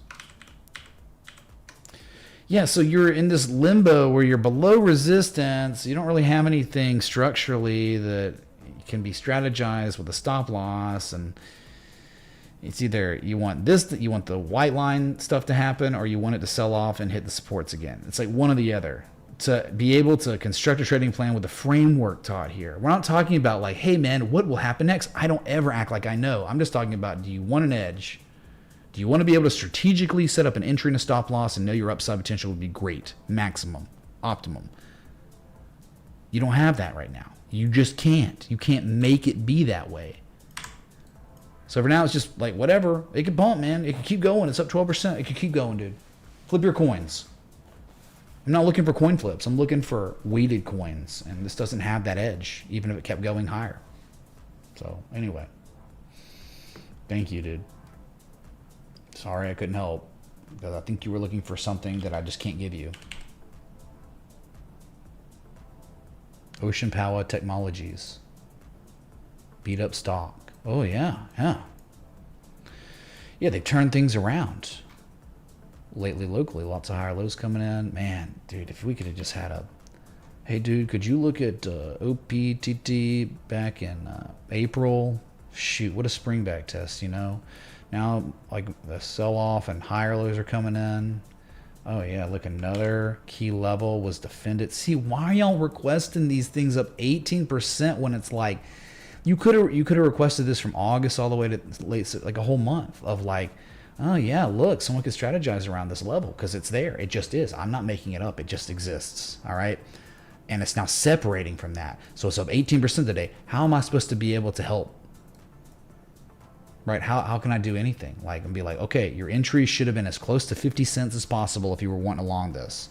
Due to history, resistance support. And then your stop loss could have been like 47 cents, 46 cents, 46.5 cents. And that had been it. And now it's up 18%. It's like, well, there's nothing to do because if you entered now, there's no way to set up a stop loss that has any strategy. Was looking at it this Sam, holding support for now. Possible reverse. What's up, Lunchable? We can look at Snapchat. Trying to hold support still? Wow, okay. Okay, gander, okay. So with this one, first target, probably going to be a little zone here. Say like 75, 77 cents was on deck. Yeah, if you were close enough to 50, it would have been equitable to take profit there. But now it's like, what do you do? Like, even if you tread along now, you can't set up a stop loss strategic, and your upside is quite limited because you're almost to the next resistance. So if that ever broke, sweet mother of God, it would get crazy. It would.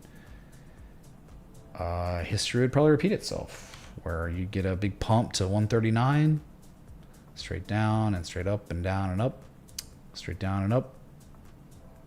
Up and down, right? So if you ever broke 77 cents, that'd be a huge break to maybe 139. That's how you'd be targeting. So yeah, it's turning it around, but man, up 18%. I can't like be like, all right, time to take action because what if it's down 10% tomorrow? If it is, maybe it's a buying opportunity. The closer you get to 50 cents, the more optimum the risk management strategy is. Okay. Cheap OPTT calls. Okay, well, whatever, man. Take a shot. You know, 139 be your target up there. Probably for something like that. All right, Bitcoin pulling back a little bit on this 4-hour candle. Uh-oh. Snapchat. A lot of requests today, man. We've been live 3 hours and 8 minutes. If you're enjoying this extended coverage, a lot of assets looked at. Hit that like button, the bell, so thanks for being here.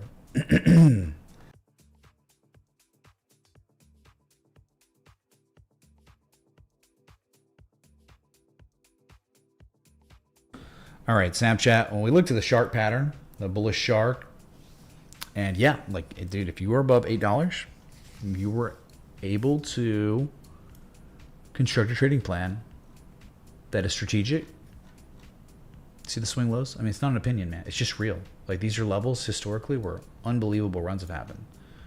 So it's like, if they hold it, if 1053, $12+. They recaptured it last week. Stupid volume. That's what's crazy about it. It's like, what is happening with that volume? Like, something like this. I mean, maybe just almost get away at 3-to-1 there. Like, you could even, like, something like that, and you would get 3.13-to-1 reward to risk, and that's extremely conservative. That's probably, you probably don't even want to target that. That's like, hey man, it hits that, you take profit, and it collapses, and it goes to $5 next, you know. But like, I'd probably feel more confident because of something to do with this volume. These are the highest volume spikes we've seen since 2022. So we're talking like 3+ year highs on volume. So that might be a profit level, but in actuality, you can be a little bit looser on your stop and have that be target one, like $12. Because that, to me, seems like, you see, it's like a range. If you take that line from history out, it's just like a trading range. And you're at the bottom of the trading range, and the top of the trading range, 12 to 1277, something like that. So that might be a way to play it, right? Does that make sense? And you get a 5-to-1 reward risk in that situation.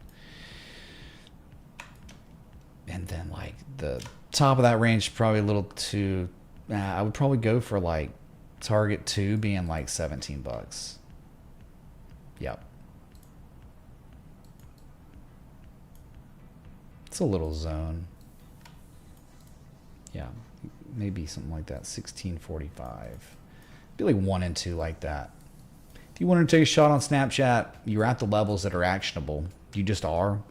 You got the M shape. You got a confirmation low. You got extremely high volume somehow. And you're at the bottom of the trading range. So it's like we don't act like we know that this will play out at all. We just know that it's easy to set up a tight strategic stop loss.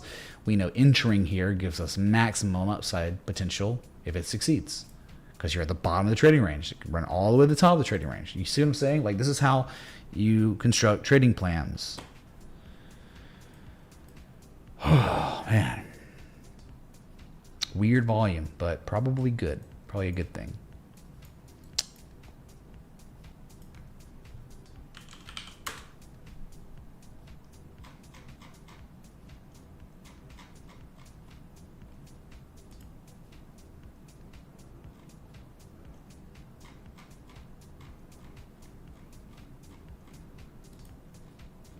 Probably not the best in the world, but it is, again, it could be educational, and like it could be, like, think about target 3 on something like so significant. If it actually resolved, you could go to like, you know, target 3. Why not? Well, target 3 would probably be more like that right there. More like a zone. It's like $20. Yeah, something like that. So you could target it if somehow this happened to be a bottom. Stop is extremely tight, but it could be looser if you wanted it to be, okay? So you could have a looser stop than 768 and it'd be extremely equitable still. So you could be at like 750 and it'd be equitable. My stop is just set up somewhere slightly below the actual, you see these bottoms, like no doubt 2019 and 2020, they were literally right there. That is why I have them plotted, and that's like why that stop is somewhere slightly below them. Because do I really want to own it below that level? No, probably not. Probably not. So something like that, okay? Something to think about, okay? Could publish it, whatever. Have some fun.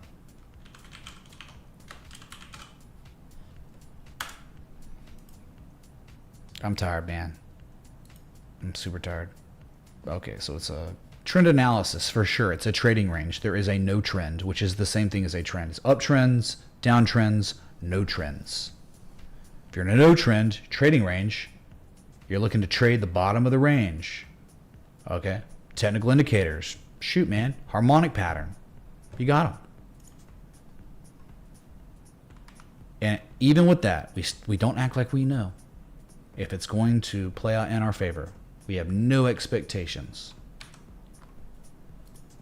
That is a psychology one must have as a trader.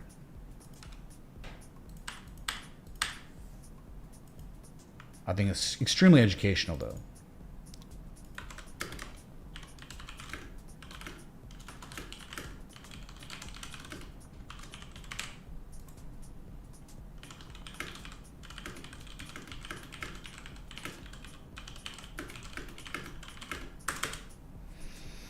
Okay. Well, it was fun, man. It was my God, we got to play the Hey song. Right, we got record closes on the index funds, 3 of the 4. Gold, all-time highs, like record close in 36 minutes. Silver making multi-year highs, right? Highest level since 2011, May of 2011. And we just wonder, is it real? Right? Is this real? We don't know. Like, you cannot act like you know that Bitcoin's attempted breakout, right? Why do I say attempted? Because on the daily, the candle has not closed yet. In order to confirm a breakout on Bitcoin with at least a daily candle, you have to see the close, 3 hours, 35 minutes. So a lot can happen. They could easily pull this thing back, and we end up closing below 24,587. Thank you for being here all these years. And for lack, could you please share your thoughts on Upwork? What's up, Sidiums? Thank you, dude, for the rupees. I believe the rupees. Yeah, we can look at Upwork, sure. Just getting a little tired now, man. My brain's kind of like turning off because a 3-hour, 15-minute stream, and all I've been doing is like analyzing charts. It's just like non-stop, right? No breaks at all. None.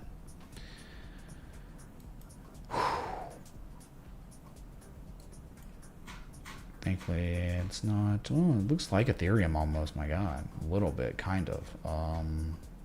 Not really. Sorry, I'm zooming out more. I'm just kidding.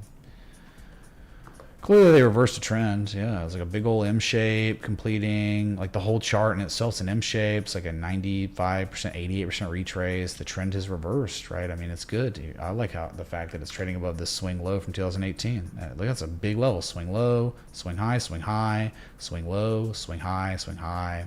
Yeah, if you're above that level, you're good. So hopefully you own it. But maybe if they check back and they back test it successfully and hold it, that might be the best entry strategy.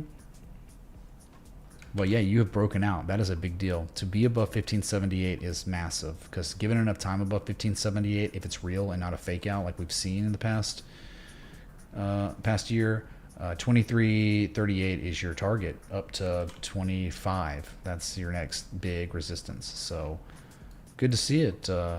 They did actually back test, right? They broke it. They back tested here September 9th, 10th. So that's all I got for you on this one where it's at. It looks beautiful. Like if you go to the weekly, like this is such a sound structure. This is a massive through rising valleys on a very significant time scale. I'll show you here. My God, it's beautiful. It really is. It's symmetrical. It's artwork, man. They're painting a classic accumulation structure and they have now broken resistance. Anything above 1578, given enough time, is a green light to own Upwork. Below it, you might need to reassess. But really, there's no problem on Upwork until the price of Upwork falls below 1169, because that is the third valley, and that third valley has a form of confirmation that is even discernible on the weekly. So I think you're pretty good here on this one. But if you can get to 1578 again, you could get a more optimum entry, a more strategic entry. But it looks like, you know, maybe you don't get that, whatever. But yeah, it's good looking. Good looking. Think about it, man. I mean, it's kind of like this on the weekly, right? See how we would do it, because it's too perfect. You got to kind of like break the rules a little bit and just do candle closes. And if you do candle closes, it's more like a shark. Candle closed, candle closed, candle closed to candle close. And then your 886 here. I mean, like, you see it? Yeah, it's like an M shape with a classic accumulation structure. You can't be surprised that this is going to 25 bucks in time. It's pretty good, man. It really is. So I think it's all right. Above 1578, good with me.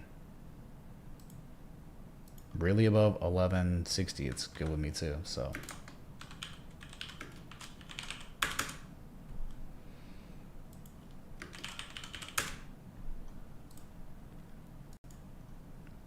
All right, that was the last and 4 more requests. That's 4 more requests. So we were talking about the breakout will not be confirmed on the daily, but you want the daily to be a breakout. It will not be confirmed for 3 hours, 31 minutes. So let's reassess in a few hours, see if we can hold it. If not, we suck again. But if we can, oh my God, might be in good shape. So got to like 7 sets now. Music, wow. All right.